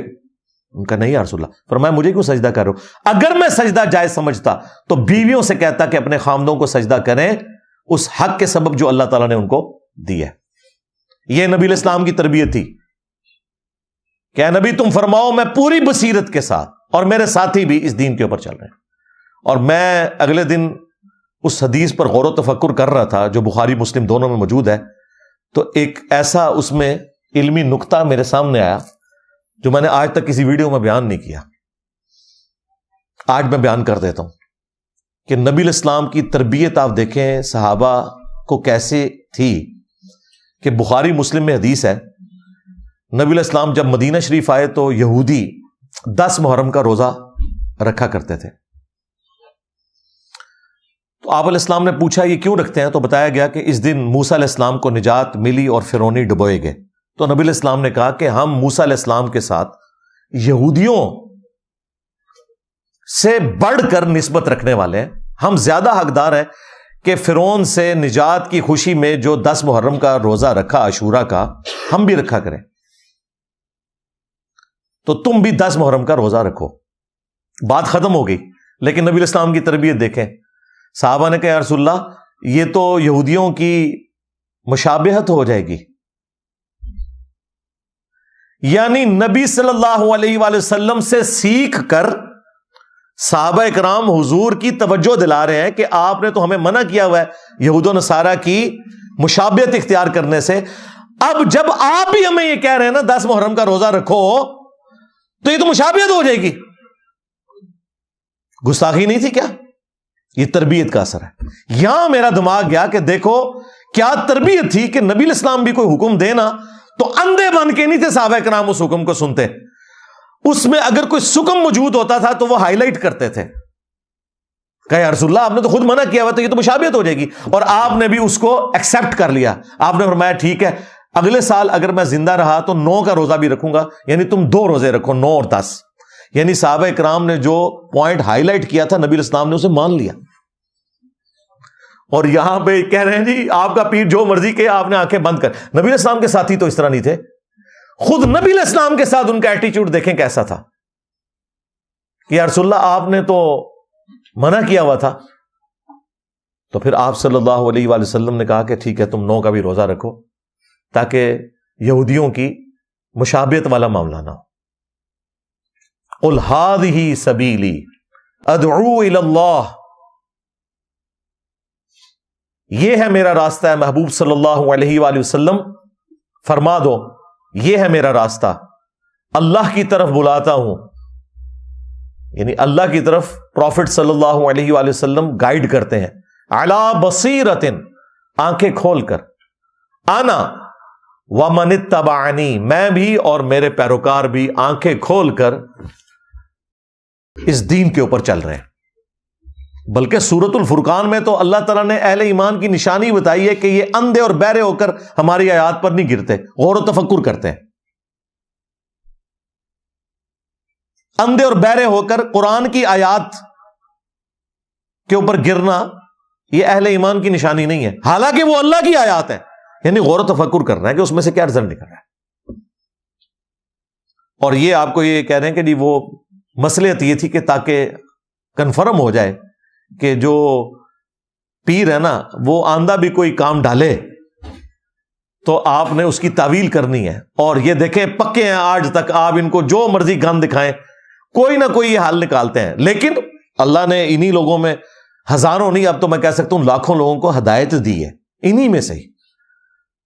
آپ میں سے ریئل ٹائم مجھے بتائیں کتنے لوگ ہیں جو پہلے بریلوی اور دیوبندی تھے؟ ہاتھ کھڑا کریں. ہاں سارے ہی سن جڑے وابی سن وہ بھی کسی زمانے بریلوی دیوبندی رہے ہوئے ہیں. تو سب لوگوں نے ہدایت قبول کی ہے نا، انہی میں سے نکلے ہیں نا. یہ میں نے کوئی امپورٹ تو نہیں کیے باہر سے. تو انہی چیزوں کی وجہ سے ان کے دماغ کھلتے ہیں. اب آ جائیں اس طرف جو تھانوی رسول اللہ والا کلمہ، جو میں نے اکثر کئی ایک ویڈیوز کے اندر اس کو ایڈریس کیا ہے، اور کبھی کوئی جواب دیتے ہیں کبھی کوئی جواب دیتے ہیں، جواب کوئی بن نہیں رہا. سیدھی سی بات ہے. یہ الامداد رسالہ 1336 ہجری صفر، آج 1445 ہجری چل رہا ہے. یہ 1336 ہجری کا ہے. وہ جو اما عائشہ والا جو واقعہ تھا نا وہ 1335 ہجری کا تھا. یہ اس کے ایک سال بعد والا رسالہ ہے الامداد. اور الامداد رسالہ انہوں نے امداد اللہ مہاجر مکی جو ان کے پیر تھے، جو بریلویوں اور دیوبندیوں کے مشترکہ بزرگ ہیں، ان کی نسبت سے اس رسالے کا نام رکھا ہوا ہے الامداد. تو اس میں ان کو ایک مرید خط لکھتا ہے بڑا لمبا کہ جب سے آپ کے ساتھ اٹیچ ہوں حضور، تو دل کی کیفیت بدل گئی ہے. حضور حضور حضور کر رہا ہے وہ. اور حضور جو ہے نا وہ اشرف تھانوی صاحب کو کہہ رہا ہے. وہ ہمارے ایک کراچی کے مفتی صاحب نے نا اس واقعے کا دفاع کرنے کی کوشش کی، تو اس میں ان کا دیکھیں وہ تو حضور کہہ رہا ہے، حضور صلی اللہ علیہ وآلہ وسلم، صلی اللہ علیہ وآلہ وسلم کو ہی لاتا. وہ پھر میں نے ہائی لائٹ کیا کہ بھائی یہ حضور ان کو نہیں کہہ رہا، وہ سٹارٹ ہی اس سے لے رہا ہے، جب سے حضور کا بیعت ہوا ہوں، جب سے حضور کے ساتھ اٹیچ ہوں تو یہ میری کیفیات ہیں. تو یہاں اس واقعے میں حضور وہ کہہ رہا ہے اشرف تھانوی صاحب کو. تو کہتا ہے کہ وہ اپنی کیفیت لکھتے ہوئے، کچھ عرصہ کے بعد خواب میں دیکھتا ہوں کہ کلمہ شریف لا الہ الا اللہ محمد رسول اللہ پڑھتا ہوں، لیکن محمد رسول اللہ کی جگہ حضور کا نام لیتا ہوں. یعنی حضور کون؟ اشرف تھانوی صاحب. کون تھانوی صاحب؟ جنہوں نے چشتی رسول اللہ کا دفاع کیا تھا. تو ظاہر ہے پھر تھانوی رسول اللہ بھی آنا چاہیے نا. دیکھو نا ان کی بھی تو بیچ میں کوئی کنٹریبیوشن ہونی چاہیے نا. سلسلہ جنیدیہ تھا. جب عبد القادر جیلانی آئے اس سلسلے میں تو ان کا نام عبد القادر تھا، اس کو سلسلہ قادریہ بنا دیا. اب جنیدیہ کو لوگ بھول ہی گئے. اور جب باپا جانی آیا ہے انہوں نے قادری بھی ہٹا کے اتاری لگا دیا. ان کا بھی حق ہے. اگر عبد القادر جیلانی کا یہ حق ہے کہ قادری لگا دے جنیدی کو ہٹا کے، تو اتار الیاس قادری صاحب کا حق نہیں ہے کہ وہ قادری کو ہٹا کے اتاری لگا دے. اپنے ساتھ وہ لکھ رہے ہیں قادری، رضوی، ضیائی، وہ اپنے تینوں پیروں کی نسبت، لیکن مرید اتاری لکھ رہے ہیں. تو کہتے ہیں کہ محمد رسول اللہ کی جگہ حضور کا نام لیتا ہوں. اتنے میں دل کے اندر خیال پیدا ہوا کہ تجھے غلطی ہوئی ہے. یہ ابھی خواب میں ہے، ابھی جاگے گا بھی. ہاں، کیونکہ جو دیوبندیوں کے علماء ہیں وہ ابھی تک خواب میں ہی ہے، وہ نہیں جاگے، لیکن وہ جاگ گیا تھا. وہ جاگ کے بھی یہی کچھ پڑھ رہا تھا. تو دل میں خیال پیدا ہوا کہ کلمہ شریف کے پڑھنے میں مجھ سے غلطی ہوئی ہے. اس خیال سے دوبارہ کلمہ شریف پڑھتا ہوں. دل پر تو یہی کہ صحیح پڑھا جاوے، لیکن زبان سے بے ساختہ بجائے رسول اللہ صلی اللہ علیہ وآلہ وسلم کے اشرف علی نکل جاتا ہے. استغفر اللہ. حالانکہ مجھے اس بات کا علم ہے کہ اس طرح درست نہیں. اچھا وہ کہتے ہیں دیکھیں جی وہ مان رہا ہے. اللہ کے بندو، ہم بابی کو نہیں کہہ رہے، بابے کو کہہ رہے ہیں جس کو یہ خط لکھ رہا ہے. وہ نہیں مانا، یہ تو مان رہا ہے، واقعی غلطی مان رہا ہے. اور اس کے اوپر سے قلم بھی اٹھا ہوا ہے. اس وقت تک تو قلم اٹھا ہوا ہے اس سے، کیونکہ جامعہ ترمذی میں پوری سند کے ساتھ یہ حدیث موجود ہے، اور بلکہ صحیح بخاری کے اندر تعلیقاً امام بخاری بھی مولا علی علیہ السلام کا قول لے کر آئے ہیں کہ جب سیدنا عمر نے ایک مجنون پاگل شخص کے اوپر ہاتھ جاری کر دی تو مولا علی نے انہیں روکا اور کہا امیر المومنین، اللہ تعالیٰ نے 3 لوگوں سے قلم اٹھا لیا ہے، ایک سویا ہوا شخص جب تک کہ بیدار نہ ہو جائے، دوسرا نابالغ جب تک کہ بالغ نہ ہو جائے، اور تیسرا مجنون اور پاگل شخص۔ تو حضرت عمر نے اپنا ڈیسیژن واپس لے لیا، اور یہ حدیث مرفوع بھی ہے، مولا علی نے ہی روایت کی ہے نبی علیہ السلام سے، جامع ترمذی کے اندر بھی، سنن ابن ماجہ کے اندر بھی۔ تو اس کا سہارا لے لیتے ہیں۔ خواب اور مجنون، وہ کہتے ہیں یہ بھی مجنون ہی تھے نا، قلندر کہہ لیں، مجذوب کہہ لیں، وہ کہتے ہیں اللہ کی محبت میں ان کی دماغ کی لو چٹک گئی ہوتی ہے، وہ سنا ہے نا مفتی صاحب نے کہا چٹک گئی۔ تو پاگل کیا کرو نا انہوں، بزرگ بنا کے کیوں پیش کرتے ہو؟ نہیں، اللہ کی محبت میں، اللہ کی محبت کی تو بات نہیں ہو رہی ہے، تو رسول اللہ کے ساتھ گستاخی کر رہے ہیں۔ اور تم نے ہمیں سکھایا تھا، میں بھی 31 سال تک بریلوی رہا ہوں، کہ با خدا دیوانہ باش، با محمد ہوشیار۔ دیوانگی صرف اللہ کے لیے چلے گی، رسول اللہ کے لیے دیوانگی نہیں ہوگی۔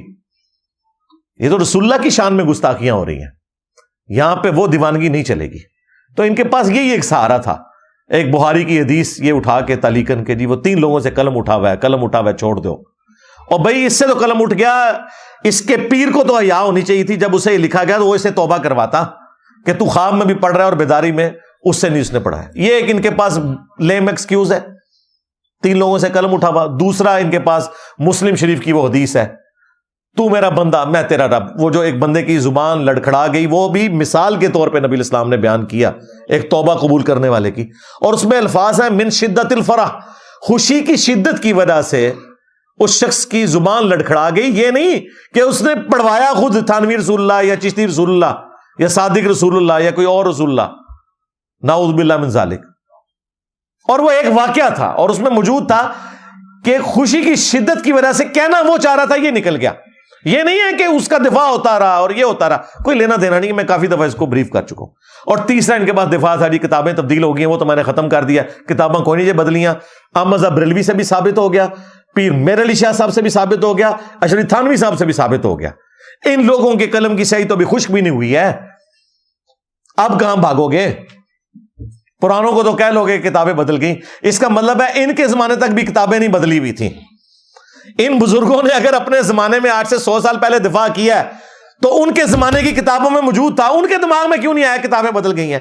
دیکھو کتنے گیا میرا دماغ بھائی۔ جب تھانوی صاحب دفاع کر رہے تھے 1944 میں فوت ہوئے ہیں، 100 سال پہلے وہ بندہ دفاع کر رہا تھا، اس وقت تک اس کے دماغ میں تو نہیں آیا کہ کتابیں بدل گئی ہیں۔ جب پیر میر علی شاہ صاحب تحقیق الحق فی کلمت الحق میں دفاع کر رہے تھے 1937 میں وہ فوت ہوئے ہیں، 100 سال پہلے ان کے دماغ میں تو نہیں آیا کہ یہ بدل چکی ہیں۔ جب 1921 میں فوت ہونے والے احمد بریلوی صاحب فتاوی رضویہ کے اندر 7 سنابل کی تعریف کر رہے تھے جس میں چشتی رسول اللہ لکھا ہے، اور نہ صرف تعریف کہہ رہے ہیں رسول اللہ کی بارگاہ میں مقبول ہے، اس وقت ان کے دماغ میں تو نہیں آیا تھا۔ نہیں، وہ اعلیٰ حضرت نے لکھا ہے چشتیہ کی کتابیں بدل گئی ہیں، سرکار انہوں نے باقی کتابوں کا ذکر کیا ہے، 7 سنابل کا ذکر نہیں کیا۔ ہاں، چشتی رسول اللہ تو اس میں لکھا ہوا ہے۔ بند گلی میں تم چلے جاؤ گے، بہتر یہ توبہ کرو، جنت کا راستہ تمہارے لیے کھلا ہے انشاءاللہ تعالی۔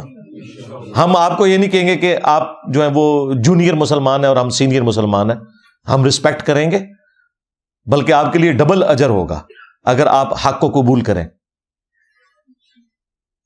اچھا، اب وہاں واپس آ جائیں۔ وہ کہتے ہیں کہ جی بے ساختہ جو ہے وہ اشرف علی نکل رہا ہے، حالانکہ مجھے اس بات کا علم ہے کہ اس طرح درست نہیں، لیکن بے اختیار زبان سے یہی کلمہ نکلتا ہے۔ 2-3 بار جب یہی صورت ہوئی تو حضور کو اپنے سامنے دیکھتا ہوں۔ اب یہاں پہ وہ مفتی صاحب نے کہہ دیا حضور صلی اللہ علیہ وآلہ وسلم کو سامنے، اور حضور وہ کہہ رہے ہیں تانوین ہو، ہاں، یعنی کہتے ہیں خواب میں نے دیکھا کہ حضرت آپ میرے سامنے آ گئے، اور یہی چند شخص حضور کے پاس بیٹھے ہوئے، یعنی وہ جو باقی مرید ہیں، لیکن اتنے میں میری یہ حالت ہوگی کہ میں کھڑا کھڑا بوجہ اس کے کہ رکت تاری ہوئی زمین پر گر گیا، اور نہایت زور سے ایک چیخ ماری، اور مجھ کو معلوم ہوتا تھا کہ میرے اندر کوئی طاقت باقی نہیں رہی، اتنے میں بندہ خواب سے بیدار ہو گیا. ہاں جی, مفتی عبد الواحد قریشی صاحب آپ بھی بیدار ہو جائیں. وہ کہتے ہیں تو خواب ہے, بیدار ہو گیا جی وہ. لیکن بدن میں بدستور بے حسی تھی, وہی اثر ناطاقتی تھا, بدستور تھا, لیکن حالت خواب اور بیداری میں حضور ہی کا خیال تھا. یعنی رسول اللہ کا خیال نہیں ہے, حضور کا. حضور کون؟ اشرف تھانوی صاحب.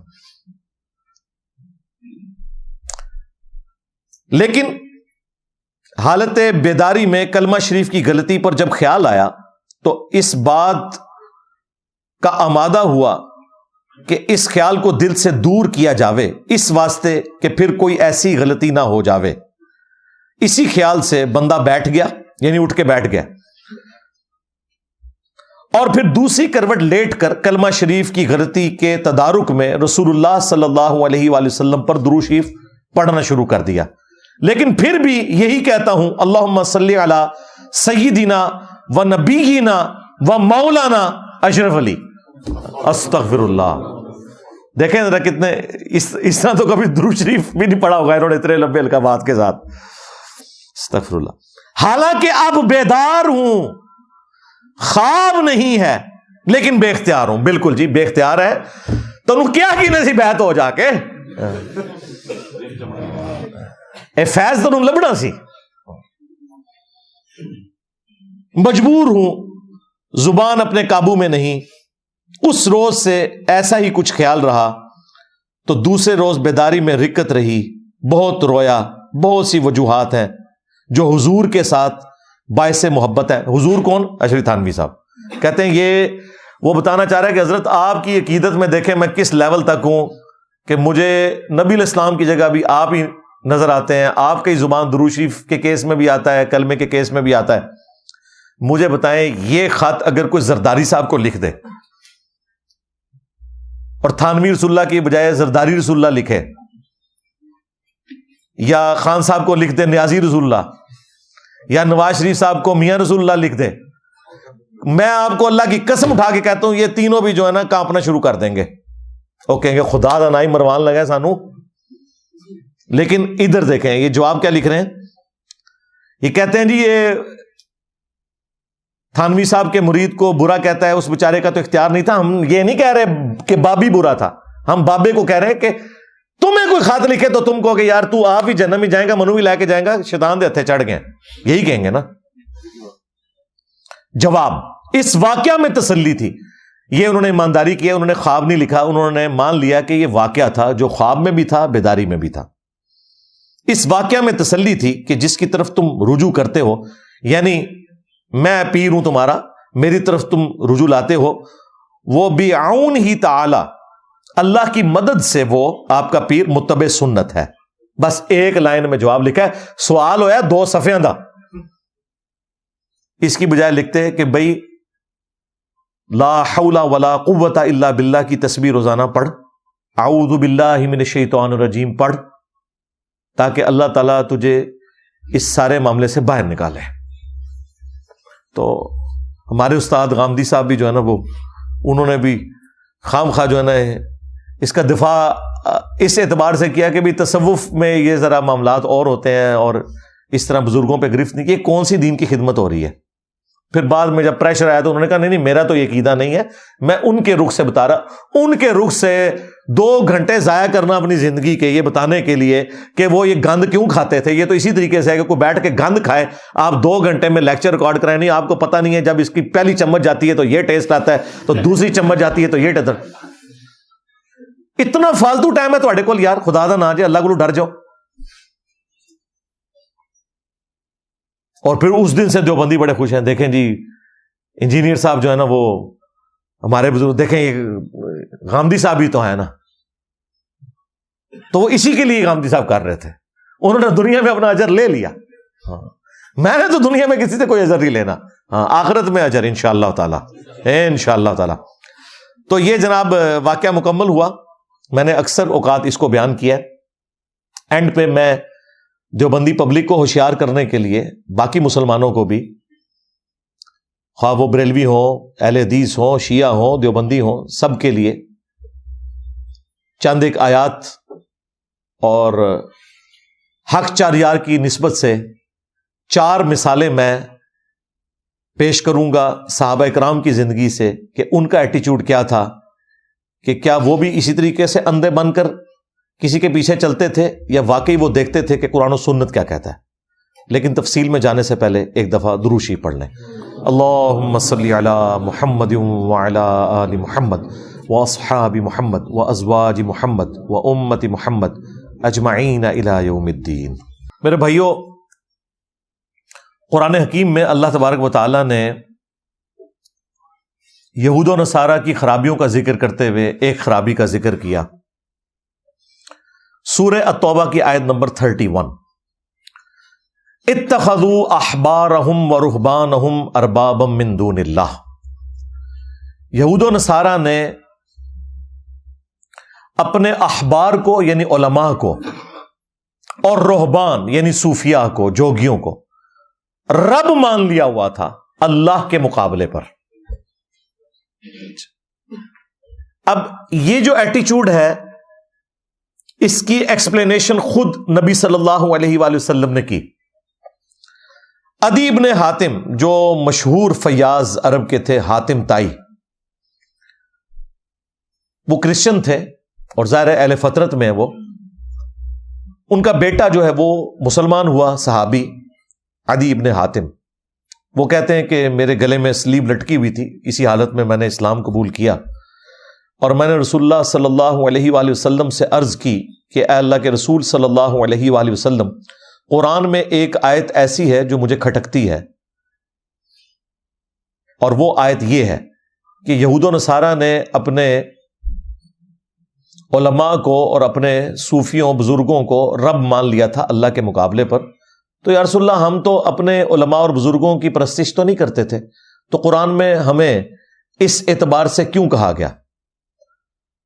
تو جواب ذرا سنیں۔ نبی صلی اللہ علیہ وآلہ وسلم نے فرمایا، یہ حدیث جامعہ ترمذی کے اندر موجود ہے اور سلسلہ احادیث صحیحہ میں شیخ البانی لے کر آئے اس حدیث کو۔ آپ صلی اللہ علیہ وآلہ وسلم نے فرمایا کہ اے عدی ابن حاتم، کیا جب تمہارے علماء اور یہ رہبان تمہیں کوئی بات بتاتے تھے تو تم بغیر دلیل کے، یعنی بغیر یہ دیکھے ہوئے کہ اللہ تعالیٰ کی وحی میں کیا ہے، ان کی حلال کردہ چیزوں کو حلال اور حرام کردہ چیزوں کو حرام نہیں مان لیتے تھے؟ ان کا یا رسول اللہ ایسا ہی تھا۔ فرمایا یہی تو ان کو رب بنانا ہے، کیونکہ شریعت کا کسٹوڈین اللہ ہے اور اس کے بہاف کے اوپر پروفٹ ہے، باقی تو سب فالوور ہیں۔ یعنی نبی الاسلام دوسرے الفاظ میں یہ کہہ رہے تھے، عدی ابن حاتم تم نے کر لینا تھا غور کہ کتابوں کا دین اور ہے، بابوں کا دین اور۔ ہاں، آگے سے انہوں نے نہیں کہا کہ یا رسول اللہ علماء سے تو پوچھ کے چلنا چاہیے، تو میں علماء سے ہی پوچھتا تھا نا۔ اس کا مطلب ہے کہ علماء سے بھی جو پوچھنا ہے نا، تو ان سے یہ پوچھنا ہے کہ بھائی لکھا کہاں ہوا ہے۔ ہاں، یہ نہیں کہ آپ کا کیا اس میں نظریہ ہے، یہ نبی الاسلام یہ بتا رہے ہیں۔ اسی کو میں نے عرض کیا مرنے سے پہلے، اے مسلمان کر لے اس پہ غور، کتابوں کا خدا اور ہے، بابوں کا خدا اور، کتابوں کا پیمبر اور ہے، بابوں کا پیمبر اور، کتابوں کا دین اور ہے، بابوں کا دین اور۔ اگرچہ بابے بھی اسی خدا رسول اور دین کے ماننے والے تھے، لیکن انہوں نے تعلیمات جو پیش کی وہ اپنے بزرگوں کی پیش کی، گویا کہ پھر وہ اس خدا رسول کے ماننے والے نہ تھے، زبان حال سے، یعنی ایک شستہ اردو میں محاورتاً یہ بات کرتا ہوں۔ اور نبی الاسلام نے بھی یہی کیا نا، ڈائریکٹ تو وہ عبادت کوئی نہیں کر رہے تھے، لیکن نبی الاسلام نے کہا یہی ان کو رب بنانا ہے کہ ان کی بات کو بغیر تحقیق کے مان لو۔ تو بھائی جب ہم کہتے ہیں کہ تمہارے بزرگوں کا خدا اور ہے، تو یہ ان کو رب ماننا ہے، بزرگوں کو۔ تمہارے بزرگوں نے اپنے بزرگوں کو رب مانا ہوا تھا، یہ نبی الاسلام نے ڈیفینیشن کی ہوئی ہے کہ کتابوں کا خدا اور ہے، بابوں کا خدا اور۔ دیکھیں نا، وہ عدی ابن حاتم کہہ رہے ہیں میں تو نہیں پوچھ رہا، یہ مجھے کہتے ہیں نا انجینئر صاحب کہتے ہیں ہمارے بابوں کا خدا اور ہے، تو عدی ابن حاتم نے کیوں نہیں رسول اللہ کو کہا کہ یا رسول اللہ یہ آپ ہمارے اوپر جھوٹا الزام لگا رہے ہیں؟ انہوں نے سوال کے انداز میں پوچھا کہ ہم نہیں پوچھتے تھے، آپ نے فرمایا گویا کہ پوچھتے ہی تھے، جب ان کی بات کو بغیر دلیل کے مانتے تھے کہ وہی میں کیا لکھا ہے، گویا انہی کو پوچھ رہے تھے۔ ثابت ہو گیا نا جی؟ ہاں، اور نبی الاسلام کی یہ تربیت اللہ نے کی ہے قرآن میں، ایتونی بکتاب من قبل ھذا او اثارۃ من علم ان کنتم صادقین۔ اے نبی، ان سے فرماؤ کہ اگر تم نے کوئی دلیل پہ مجھ سے بات کرنی ہے، قرآن کو نہیں مانتے، تو ایتونی بکتاب من قبل ھذا، اس کتاب سے پہلے کوئی اور کتابیں ہیں نا وہ لے آؤ میرے پاس، او اثارۃ من علم، یا علم کے آثار، کوئی انبیاء کی وحی، کوئی انبیاء کی سنت، احادیث چلتی آ رہی ہوں وہ لے آؤ۔ جو لوگ کہتے ہیں نا سنت کا ذکر قرآن میں کہا ہے، اس میں موجود ہے، یا کتاب لے آؤ یا انبیاء کے آثار لے آؤ اگر تم سچے ہو۔ تو نبی الاسلام کی اللہ نے خود تربیت کی ہے کہ کتابوں سے بات کرنی ہے، یہ نہیں کہ بزرگ فرماتے ہیں اور بابے فرماتے ہیں۔ تو الحمدللہ یہ جو آیت مبارکہ ہے کہ لاؤ میرے پاس کوئی کتاب یا علم کی بات، ایتونی بکتاب من قبل ھذا او اثارۃ من علم، یعنی کتاب بھی اور علم بھی۔ اسی کو میں نے عرض کیا کہ نہ میں وابی نہ میں بابی، میں ہوں مسلم علمی کتابی۔ ہاں کہتے ہیں کتنے لکھے ہے؟ قرآن وچ لکھے ہے، ایتونی بکتاب من قبل ھذا او اثارۃ من علم۔ ہم مسلم ہیں، کتاب اور علم کے مطابق چلنے والے ہیں، نہ کہ بزرگوں کی گستاخانہ تعلیمات، ان کی ذاتی خرافات پہ چلنے والے ہیں۔ اور پھر اللہ کے محبوب صلی اللہ علیہ وآلہ وسلم نے اپنی امت کو یہی چیز ٹرانسفر کی ہے۔ المستدرک للحاکم میں حدیث موجود ہے، اپنے بعد دو چیزیں چھوڑ کے جا رہا ہوں جنہیں مضبوطی سے پکڑ لو گے کبھی گمراہ نہیں ہوگے، ایک اللہ کی کتاب ہے اور دوسری اس کے رسول کی سنت صلی اللہ علیہ وآلہ وسلم۔ اور صحیح مسلم میں اوپر تلے 4 احادیث ہیں، اس میں قرآن اور اہل البیت کا ذکر ہے۔ 2 بھاری چیزیں چھوڑ کے جا رہا ہوں۔ پہلی چیز اللہ کی کتاب ہے، اس میں ہدایت ہے، اس میں نور ہے، تم اللہ کی کتاب کو پکڑو، اپنا تعلق اس کتاب کے ساتھ مضبوط کرو۔ اللہ کی کتاب اللہ کی رسی ہے، جو اسے پکڑے گا ہدایت پر ہوگا، جو چھوڑ دے گا گمراہ ہو جائے گا۔ وَاعْتَصِمُوا بِحَبْلِ اللَّهِ جَمِيعًا وَلَا تَفَرَّقُوا، تم سب کے سب مل کر اللہ کی رسی کو مضبوطی سے تھام لو اور فرقوں میں مت بٹو۔ تو نبی علیہ السلام نے اس آیت کی تشریح خود کر دی کہ اللہ کی رسی کیا ہے؟ قرآن۔ اور دوسری بھاری چیز میرے اہل البیت ہیں، میں اپنے اہل البیت کے معاملے میں تمہیں اللہ کا خوف دلاتا ہوں۔ اور یہ جملہ آپ نے 3 دفعہ ریپیٹ کیا کہ میں اپنے اہل البیت کے معاملے میں تمہیں اللہ کا خوف دلاتا ہوں، مراد یہ کہ میرے بعد ان کے ساتھ حسن سلوک کرنا۔ امت بالکل الٹ چلی، نہ قرآن کو پکڑا اور نہ اہل البیت کو زندہ چھوڑا، بالکل الٹ چلی۔ سورۃ النساء میں ایک بڑی زبردست آیت مبارکہ ہے، 59 نمبر، یا ایھا الذین آمنوا اطیعوا اللہ واطیعوا الرسول، اے اہل ایمان اطاعت کرو اللہ کی اور اطاعت کرو اس کے رسول کی، واولی الامر منکم، اور اپنے حکمران کی بھی۔ لیکن حکمران کے ساتھ اطاعت کا لفظ نہیں آیا، یہ فرق کیوں اللہ نے کیا؟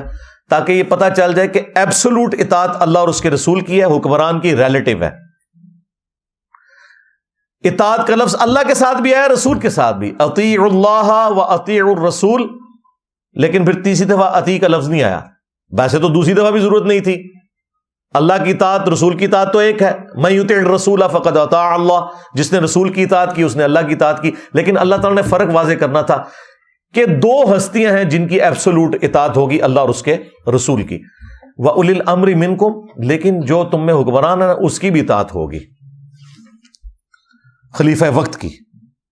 اور اسی سے انہوں نے ڈیڈکٹ کرتے ہوئے نا اماموں کی تقلید بھی ثابت کی ہے۔ وہ کہتے ہیں اولو الامر میں صرف خلیفہ وقت نہیں داخل، ہمارے بڑے بڑے جو مجتہد حضرات ہیں، بزرگان دین ہیں، وہ بھی شامل ہیں۔ چلے ٹھیک ہے، کوئی مسئلہ نہیں، کر لو، تکے نہ لپا لو وچ، کوئی مسئلہ نہیں، اگے بڑھ۔ فَإِن تَنَازَعْتُمْ فِي شَيْءٍ، اگر تمہارا تنازع ہو جائے نا بزرگان دین کے ساتھ، خلیفہ وقت کے ساتھ، ظاہر تنازع اللہ رسول سے تو نہیں ہو سکتا، وہ تو کافر ہو گیا، فَرُدُّوهُ إِلَى اللَّهِ وَالرَّسُولِ، تو معاملے کو تم نے پلٹانا ہے اللہ اور اس کے رسول کی جانب۔ اب یہاں پہ یہ نہیں آیا کہ معاملے کو پلٹانا ہے بزرگان دین کی طرف، حکمران وقت کی طرف، خلیفۃ المسلمین کی طرف، خواہ وہ خلیفہ راشد ہی کیوں نہ ہو، نہیں کہا گیا۔ وہ میں آپ کو بعد میں مثال دوں گا کہ خلیفہ راشد نے بھی جہاں کہیں قرآن و سنت سے وہ ہٹے تو باقی صاحب نے ان کی اصلاح کر دی.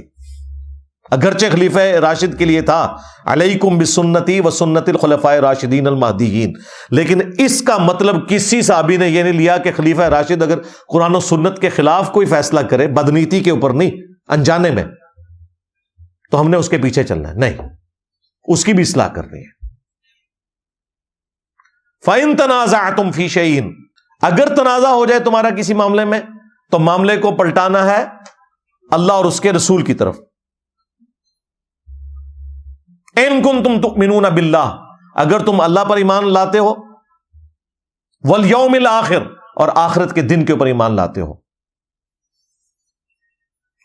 ذَلِكَ خَيْرٌ وَأَحْسَنُ تَأْوِيلًا، اسی میں تمہاری خیریت ہے اور اسی کا انجام بہتر ہونے والا ہے کہ معاملے کو تم نے اللہ اور اس کے رسول کی طرف لوٹانا ہے. اگر حکمران وقت سے یا کسی بزرگ سے بھی جھگڑا ہو جائے تو اس سے واضح اشارہ مل گیا، بلکہ حکم مل گیا کہ ایبسولوٹ اطاعت اللہ اور اس کے رسول کی ہے عز و جل و صلی اللہ علیہ وآلہ وسلم، باقی سب کی ریلیٹیو ہے، ان کی نسبت سے ہے. اب میں آپ کو پریکٹیکلی اس کی حق چار یار کی نسبت سے 4 مثالیں دوں گا اور اسی پہ اپنی گفتگو کو کنکلوڈ کروں گا. پہلی مثال صحیح بخاری اور صحیح مسلم دونوں کے اندر موجود ہے. نبی علیہ السلام کی مبارک زندگی میں آپ نے ایک انصاری صحابی کو امیر مقرر کیا، ایک قافلہ کوئی روانہ کیا، کوئی جماعت بھیجی، ان کے اوپر ایک انصاری امیر لگایا. راستے میں اس امیر کو غصہ آیا تو اس نے اپنے سب آرڈینیٹس کو حکم دیا کہ لکڑیوں کا ایک بہت بڑا الاؤ جلاؤ، اور وہ جب جل گیا تو اس نے کہا کہ دیکھو میری اطاعت رسول اللہ کی اطاعت ہے اور رسول اللہ کی اطاعت اللہ کی اطاعت ہے، اور میری نافرمانی رسول اللہ کی نافرمانی ہے اور رسول اللہ کی نافرمانی اللہ کی نافرمانی ہے. میں تمہیں حکم دیتا ہوں کہ اس آگ میں چھلانگ مارو. اب وہ کوئی حنفی شافی مالکی حنبلی تو نہیں تھا، حالانکہ مجھے بتائیں یہ بڑے بڑے امام کیا اس انصاری صحابی کے برابر ہو سکتے ہیں جسے رسول اللہ نے امیر بنایا ہو؟ لیکن وہ آگے جو تھے نا وہ بھی تربیت یافتہ تھے نبی علیہ السلام کے. انہوں نے کہا کہ ہم آگ سے بچنے کے لیے ہی تو رسول اللہ کے دامن کرم میں آئے تھے، تو ہمیں دوبارہ اسی آگ میں پھینک رہے ہیں، ہم یہ تیری بات نہیں مانیں گے.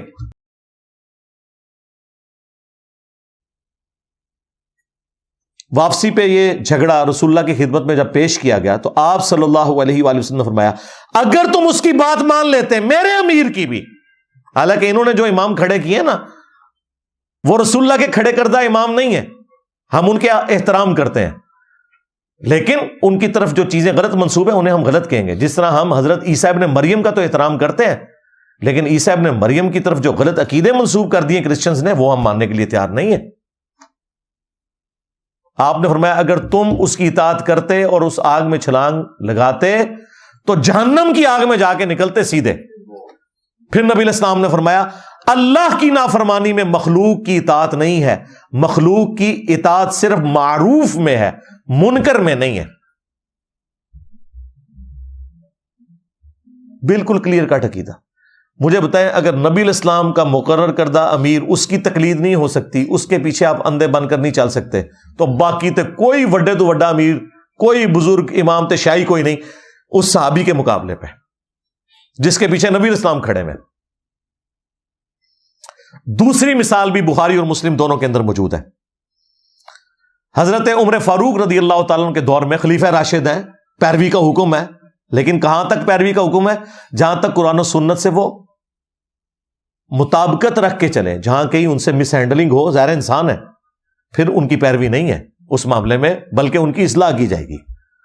وہ حدیث بخاری مسلم دونوں میں ہے. حسان ابن ثابت مسجد نبوی میں بیٹھ کے نعتیہ اشعار پڑھ رہے تھے. حضرت عمر اپنے دور خلافت میں وہاں سے گزرے، انہیں صرف تیکھی نظروں سے دیکھا، زبان سے کچھ نہیں بولا، لیکن وہ صحابی اگرچہ شاعر تھے، شاعر بڑے کمزور دل لوگ ہوتے ہیں، ان میں بہادری والا کوئی ایلیمنٹ ہی نہیں ہوتا اس طرح کا.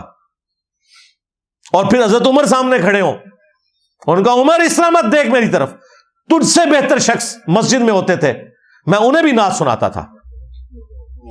حضرت عمر نے بھی کوئی اپنی وہ نہیں کیا کہ شرمندگی بچانے کے لیے میں نے تکڑا ایسا کتنے بندے بیٹھے ہوئے اس ٹائم مسجد، نہیں، ان کا جو تو نے سمجھا میں نے واقعی اسی نظر سے تجھے دیکھا ہے، مان لیا، کہا کہ اپنی اس بات کے اوپر گواہ لے کر آؤ۔ حضرت ابو ہریرہ پاس بیٹھے تھے، حضرت حسان نے ان کی طرف اشارہ کیا تو انہوں نے پھر گواہی دی، اے امیر المومنین میں گواہی دیتا ہوں کہ نہ صرف نبی علیہ السلام نے نعتیہ اشعار سنے ان سے، بلکہ ان کے لیے دعا کی کہ اے اللہ روح قدس کے ذریعے حسان کی مدد فرما جس طرح تو نے عیسیٰ ابن مریم کی مدد کی تھی، وَأَيَّدْنَاهُ بِرُوحِ الْقُدُسِ۔ بلکہ مسلم میں تو الفاظ ہیں حسان ہمارے تیر اور تلواریں اتنا زخم نہیں دیتے ان کافروں کو جو تیرے اشعار دیتے ہیں، کیونکہ عرب کے لوگ اپنی زبان کے اوپر بڑا ناز کرتے تھے نا، تو وہ پھر اشعار وہ کام کرتے تھے۔ دیکھیں نا ہمارا ایک شعر سب کو لے ڈوبا نہیں ہے، میرے نبی سا ہے ہی کوئی نہیں، تیرے بابے تھے شاہ ہی کوئی نہیں۔ آپ دیکھیں نا اس کے اندر کتنی جان ہے۔ ہاں، انا النبی لا کذب انا ابن عبد المطلب، میں نبی ہوں اس میں کوئی شک نہیں، میں عبد المطلب کا بیٹا ہوں اس میں کوئی شک نہیں۔ یہ رجز پڑا تھا نبی علیہ السلام نے غزوہ حنین میں، تو اس میں جو جان ہے تو یہ اشعار کے اندر جان ہے۔ تو حضرت عمر فاروق رضی اللہ تعالیٰ عنہ نے جب یہ بات سنی وہاں سے چلے گئے۔ اس واقعے سے کتنے مدنی پھول نکلے۔ نمبر 1، کوئی بڑے سے بڑا انسان ہو، امام ہو، بزرگ ہو، صحابی ہو، خلیفہ راشد ہی کیوں نہ ہو، سیدنا عمر، ان کے ساتھ بھی ایسا ہو سکتا ہے کہ ان سے کوئی بات چھپی رہ جائے، کوئی حدیث ان تک نہ پہنچی ہو۔ تو تواڈے امام تے شاہی کوئی نہیں، کہتے نہیں اماموں کو نہیں تھا پتا، بزرگوں کو نہیں پتا، اور حضرت عمر کو حدیث کا نہیں پتا تھا، تو کیا حضرت عمر کا مرتبہ گر گیا؟ نہیں، یہ ہو سکتا ہے۔ نمبر 2، حضرت عمر نے یہ درس دیا کہ قرآن و سنت سے جو بھی دلیل پیش کرے پھر تم نے اپنی بزرگی کو نہیں دیکھنا، اگرچہ وہ خلیفہ راشد تھے، ان کی پیروی کا حکم تھا، لیکن اس وقت تک حکم تھا جب تک قرآن و سنت کے خلاف کوئی بات نہ ہو۔ حضرت عمر بیک فٹ پہ چلے گئے۔ نمبر 3، حضرت ابو ہریرہ کی گواہی کو انہوں نے قبول کیا، یعنی حضرت ابو ہریرہ حضرت عمر کے نزدیک ثقہ اور صدوق تھے۔ بعض غالی شیعہ کی طرف سے، رافضیوں کی طرف سے یہ اعتراض کیا گیا کہ ان کا کنفلکٹ تھا، وہ کنفلکٹ تھا، وہ معاملہ کوئی اور تھا، لیکن روایت حدیث میں حضرت عمر حضرت ابو ہریرہ کو ثقہ اور صدوق مانتے تھے، ان کی حدیثیں قبول کرتے تھے۔ اور چوتھا رزلٹ یہ نکلا کہ حسان ابن ثابت شاعر ہونے کے باوجود انہوں نے یہ پرواہ نہیں کی کہ میرے سامنے کون بندہ کھڑا ہے، قرآن و سنت کی روشنی میں انہوں نے ان سے اختلاف کرنے کی جرت کی۔ یہ بھی رزلٹ نکلا۔ 2 مثالیں ہو گئی، تیسری مثال سنیں۔ صحیح بخاری میں حدیث ہے، ایک صحابی کہتے ہیں کہ جنگ جمل کے دنوں میں مجھے ایک حدیث نے بڑا نفع پہنچایا کہ میں نے رسول اللہ صلی اللہ علیہ وآلہ وسلم سے یہ سنا تھا کہ جو قوم اپنی حکومت یا عمارت کسی عورت کے سپرد کر دے وہ کبھی فلاح نہیں پائے گی۔ جب کسرا کے لوگوں نے ایک عورت کو حاکم بنایا تھا تو نبی علیہ السلام نے اس پہ یہ ورڈکٹ دی تھی۔ میں نے ارادہ کیا کہ میں حضرت علی کے خلاف حضرت عائشہ کا ساتھ دوں، لیکن میں پھر حضرت عائشہ کی سپورٹ سے پیچھے ہٹ گیا کیونکہ نبی علیہ السلام کی حدیث مجھے یاد آ گئی کہ جب عورت کے حوالے حکومت ہو جائے تو وہ قوم فلاح نہیں پا سکتی۔ میں نے یہ رزلٹ نکال لیا کہ حضرت عائشہ اور ان کے ساتھی فلاح نہیں پائیں گے حضرت علی کے مقابلے پہ، تو میں پیچھے ہٹ گیا۔ اندازہ کریں صحابہ کرام کا یہ عقیدہ تھا کہ جسے فٹ اسے گفٹ، اگرچہ یہ حدیث ایک آتش پرست عورت سے متعلق تھی، اور اس صحابی نے لگائی کس جگہ پہ؟ اما عائشہ کے اوپر سلام اللہ علیہا، لیکن بے احترامی نہیں کی۔ اس زمانے میں یہ نہیں ہوتا تھا اے بتاں لی آیتاں نے، اے کافراں لی آیتاں نے، اے وہابیاں لی آیتاں نے، اے سنیاں لی آیتاں نے، نہ، جو بھی جرم کرے گا وہ اس کیٹیگری میں فال کرے گا، وہ فٹ کر دیتے تھے۔ وہ کہتے تھے عمارت جو ہے نا وہ عورت کے سپرد نہیں ہونی چاہیے۔ بلکہ بخاری میں تو یہاں تک آیا کہ عمار ابن یاسر نے کوفے کے ممبر کے اوپر خطبہ دیا، اے لوگو سیدہ عائشہ بصرہ کے لیے روانہ ہو چکی ہیں، وہ دنیا اور آخرت میں تمہارے نبی کی بیوی ہیں، یعنی مرتبہ نہیں کوئی کم کر سکتا۔ ہاں، ہم شیعان علی ہیں، عمار ابن یاسر والے۔ اما عائشہ دنیا اور آخرت میں ہماری ماں ہے، رسول اللہ کی بیوی ہیں، یہ مرتبہ ان سے کوئی نہیں چھین سکتا۔ لیکن ساتھ ہی عمار ابن یاسر نے کہا لیکن اللہ تمہیں آزمائے گا کہ تم اللہ کی اطاعت کرتے ہو یا عائشہ کی اطاعت کرتے ہو، کیونکہ حضرت علی کی اطاعت اللہ کی اطاعت ہے۔ کیوں؟ اطیعوا اللہ و اطیعوا الرسول و اولی الامر منکم، حاکم وقت ہے، مرتبہ بھی کم ہونے نہیں دیا۔ اور کتنا گاڑا فتویٰ، اللہ تمہیں آزمائے گا کہ تم اللہ کی اطاعت کرتے ہو یا عائشہ کی اطاعت کرتے ہو، بہت گاڑا فتویٰ ہے۔ لیکن صحابہ کرام کے زمانے میں اس طرح کی چیزوں کو گستاخی شمار نہیں کیا جاتا تھا، یہ علمی ڈسکشن کے طور پہ ہوتی تھی چیزیں۔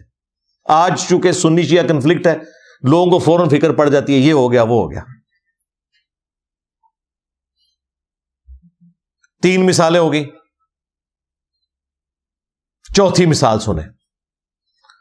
صحیح مسلم میں حدیث ہے، عبداللہ بن عمر بن عاص خانہ کعبہ شریف کے سائے میں بیٹھے ہوتے ہیں، ایک تابعی عبد الرحمن بن عبد رب کعبہ آتا ہے اور وہ ان کے سامنے بیٹھ کے اطاعت امیر کے اوپر حدیث مکمل سنتا ہے، بڑی لمبی حدیث۔ اینڈ پہ وہ سوال کرتا ہے کہ حضرت یہ حدیث آپ نے خود رسول اللہ سے سنی تھی صلی اللہ علیہ وآلہ وسلم؟ وہ کہتے ہیں ہاں، میں نے نبی اسلام کو دیکھا، میرے کانوں نے آپ کی بات سنی، میرے دل نے آپ کی بات یاد رکھی۔ اس نے آگے سے پھر وہ بات کی جو ان کے لیے ذرا ہضم کرنا مشکل ہے۔ اس نے کہا آپ تو ہمیں کہہ رہے ہیں اپنے امیر کی اطاعت کرو، اور آپ کے چچا کا لڑکا معاویہ ابن ابی سفیان جو ہمارے امیر ہیں اور آپ کے چچا زاد ہیں، وہ تو ہمیں حکم دیتے ہیں ہم لوگوں کو ناحق قتل کریں اور لوگوں کا مال حرام طریقے سے ہڑپ کریں، جبکہ اللہ قرآن میں کہتا ہے۔ اس تابعی نے صحابی کو آیت سنائی، سورۃ النساء کی آیت نمبر 29، یا ایھا الذین آمنوا لا تأکلوا اموالکم بینکم بالباطل، اے اہل ایمان حرام طریقے سے ایک دوسرے کا مال مت ہڑپ کرو۔ اور پھر اسی آیت میں آگے چل کے آتا ہے کہ ایک دوسرے کو ناحق قتل بھی نہ کرو۔ تو اللہ تو کہہ رہا ہے کہ آپ نے حرام خوری نہیں کرنی مسلمانوں کے ساتھ، نہ ناحق قتل والا معاملہ کرنا ہے، اور آپ کے چچا کا لڑکا معاویہ تو ہمیں کہتا ہے کہ ہم حرام خوری بھی کریں اور ناحق اپنے مسلمان بھائیوں کو قتل کریں۔ ہم اللہ کی بات مانیں یا اپنے امیر کی؟ اب یہ بات اتنی سخت تھی کہ عبداللہ بن عمر بن عاص خاموش ہو گئے تھوڑی دیر کے لیے، پھر سر اٹھا کر کہا کہ معاویہ کی اطاعت کرو ان معاملات میں جس میں وہ اللہ کے مطابق چلائے، اور جس میں وہ اللہ کی نافرمانی کرے تم معاویہ کی نافرمانی کرو رضی اللہ تعالیٰ عنہ۔ ہم تو ظاہر احترام سے ہی نام لیں گے۔ اور پھر انہوں نے فرمایا کہ آندہ کے بعد انجینئر کی ویڈیوز نہیں دیکھنی تم نے۔ یہ آج کل ایک اس میں ایڈ ہو گیا تشریح کے طور پہ، شرح کے طور پہ، حدیث میں نہیں تھا، کیونکہ میری حدیث سے بیان کردہ جو ہے وہ میں نے تو اس کے سامنے نہیں بیان کی ہوئی تھی حدیث تقتل الفیۃ الباغیہ۔ ہاں، عمار تجھے ایک باغی جماعت قتل کرے گی، تو انہیں اللہ اور جنت کی طرف بلائے گا، وہ جماعت جہنم کی طرف بلائے گی، یہ میں نے تو حدیثیں انہیں پتا تھا یہ سب کچھ، اور وہ تابعی تھا۔ اور دیکھیں اس صحابی نے یہ بھی نہیں کہا کہ بھئی تم کسی صحابی کے اوپر اعتراض نہیں کر سکتے، تم تو جونیئر مسلمان ہو، تم تو تابعی ہو۔ اس زمانے میں اس قسم کی غلاظت نہیں ہوتی تھی۔ یہ حق 4 یار کی نسبت سے میں نے آپ کو 4 مثالیں بیان کی ہیں، چلیں 5 تن پاک کی نسبت بھی پوری کر دیتے ہیں۔ 5ویں مثال سن لیں، جامعہ ترمذی میں موجود ہے۔ ایک شامی شخص آتا ہے اہل شام میں سے، اور عبداللہ بن عمر سے کہتا ہے کہ کیا حج تمتع کرنا جائز ہے؟ انہوں نے کہا جائز کیا ہے، سنت ہے۔ سنت اس اعتبار سے کہ نبی الاسلام نے اگرچہ حج قران کیا تھا، لیکن حج قران میں بھی ایک ہی سفر میں حج اور عمرہ جمع ہو جاتا ہے، اس اعتبار سے آپ تمتع کرتے ہیں، نفع اٹھا رہے ہوتے ہیں۔ ان کا سنت ہے، نبی الاسلام نے ہمیں حکم دیا تھا۔ تو انہوں نے کہا کہ آپ کے والد تو منع کرتے تھے حج تمتع کرنے سے، اور وہ واقعی صحیح مسلم میں موجود ہے، اور صحابہ کرام بڑے سخت ناراض تھے حضرت عمر سے۔ وہ جو عمران بن حسین ہے نا صحابی، جن کے بارے میں مسلم شریف میں ہی آتا ہے کہ انہیں فرشتوں کا سلام سنائی دیتا تھا، یہ ان کی کرامت تھی. اسی حدیث میں، وہ کٹھی حدیث ہے، اسی میں وہ کہتے ہیں کہ میں نے جب داغ لگوایا نا تو پھر مجھے سلام کی آواز آنا بند ہو گئی، پھر میں نے دوبارہ سے جب یہ معاملہ چھوڑا تو پھر مجھے سلام کی آواز آنا شروع ہو گئی. ان سے کوئی شخص آ کے پوچھتا ہے یہ حج تمتع کے اوپر جو یہ سارا معاملہ ہوا ہے، تو وہ بڑے سخت ناراض ہو کے کہتے ہیں کہ حج تمتع کو تو کسی نے منسوخ نہیں کیا، نبی الاسلام نے کیا، حضرت ابوبکر کے دور میں ہوا، جب تک کہ یہ شخص حکمران بنا. یعنی اس طریقے سے انہوں نے حضرت عمر کا نام لیا. یہ صحیح مسلم شریف میں ہے. وہ پھر اللہ کا شکر ہے حضرت علی نے اپنے دور میں آ کے حج تمتع دوبارہ سے بحال کر دیا، اور آج امت کے 99% لوگ حج تمتع ہی کرتے ہیں، کیونکہ ایک سفر میں آپ حج اور عمرہ دونوں سے نفع اٹھا لیتے ہیں. مشرکین عرب جو ہے نا اس چیز کو گناہ سمجھتے تھے کہ حج کے دنوں میں کوئی عمرہ بھی ساتھ کرے. نبی الاسلام نے ان کی رسم توڑی کہ نہیں، میرے امتی دور دور سے آئیں گے، وہ بیچارے کیا بار بار سفر کریں گے، چلو ساتھ عمرے کا بھی ایک ان کو پیکج دے دیا جائے. صرف اس کے اگینسٹ پھر یہ ہوگا کہ وہ قربانی کریں گے، کیونکہ ایک سفر میں انہوں نے تمتع کیا ہے عمرے سے بھی حج کے ساتھ، تو وہ قربانی کریں گے. وہ قربانی حج کی قربانی نہیں ہوتی، وہ حج اور عمرہ کو جمع کرنے کی قربانی ہوتی ہے. اس لیے حج جو افراد ہے نا، جس میں اکیلا حج ہوتا ہے، اس میں قربانی بھی نہیں ہوتی، کیونکہ اس میں آپ ساتھ عمرہ نہیں کر رہے ہوتے.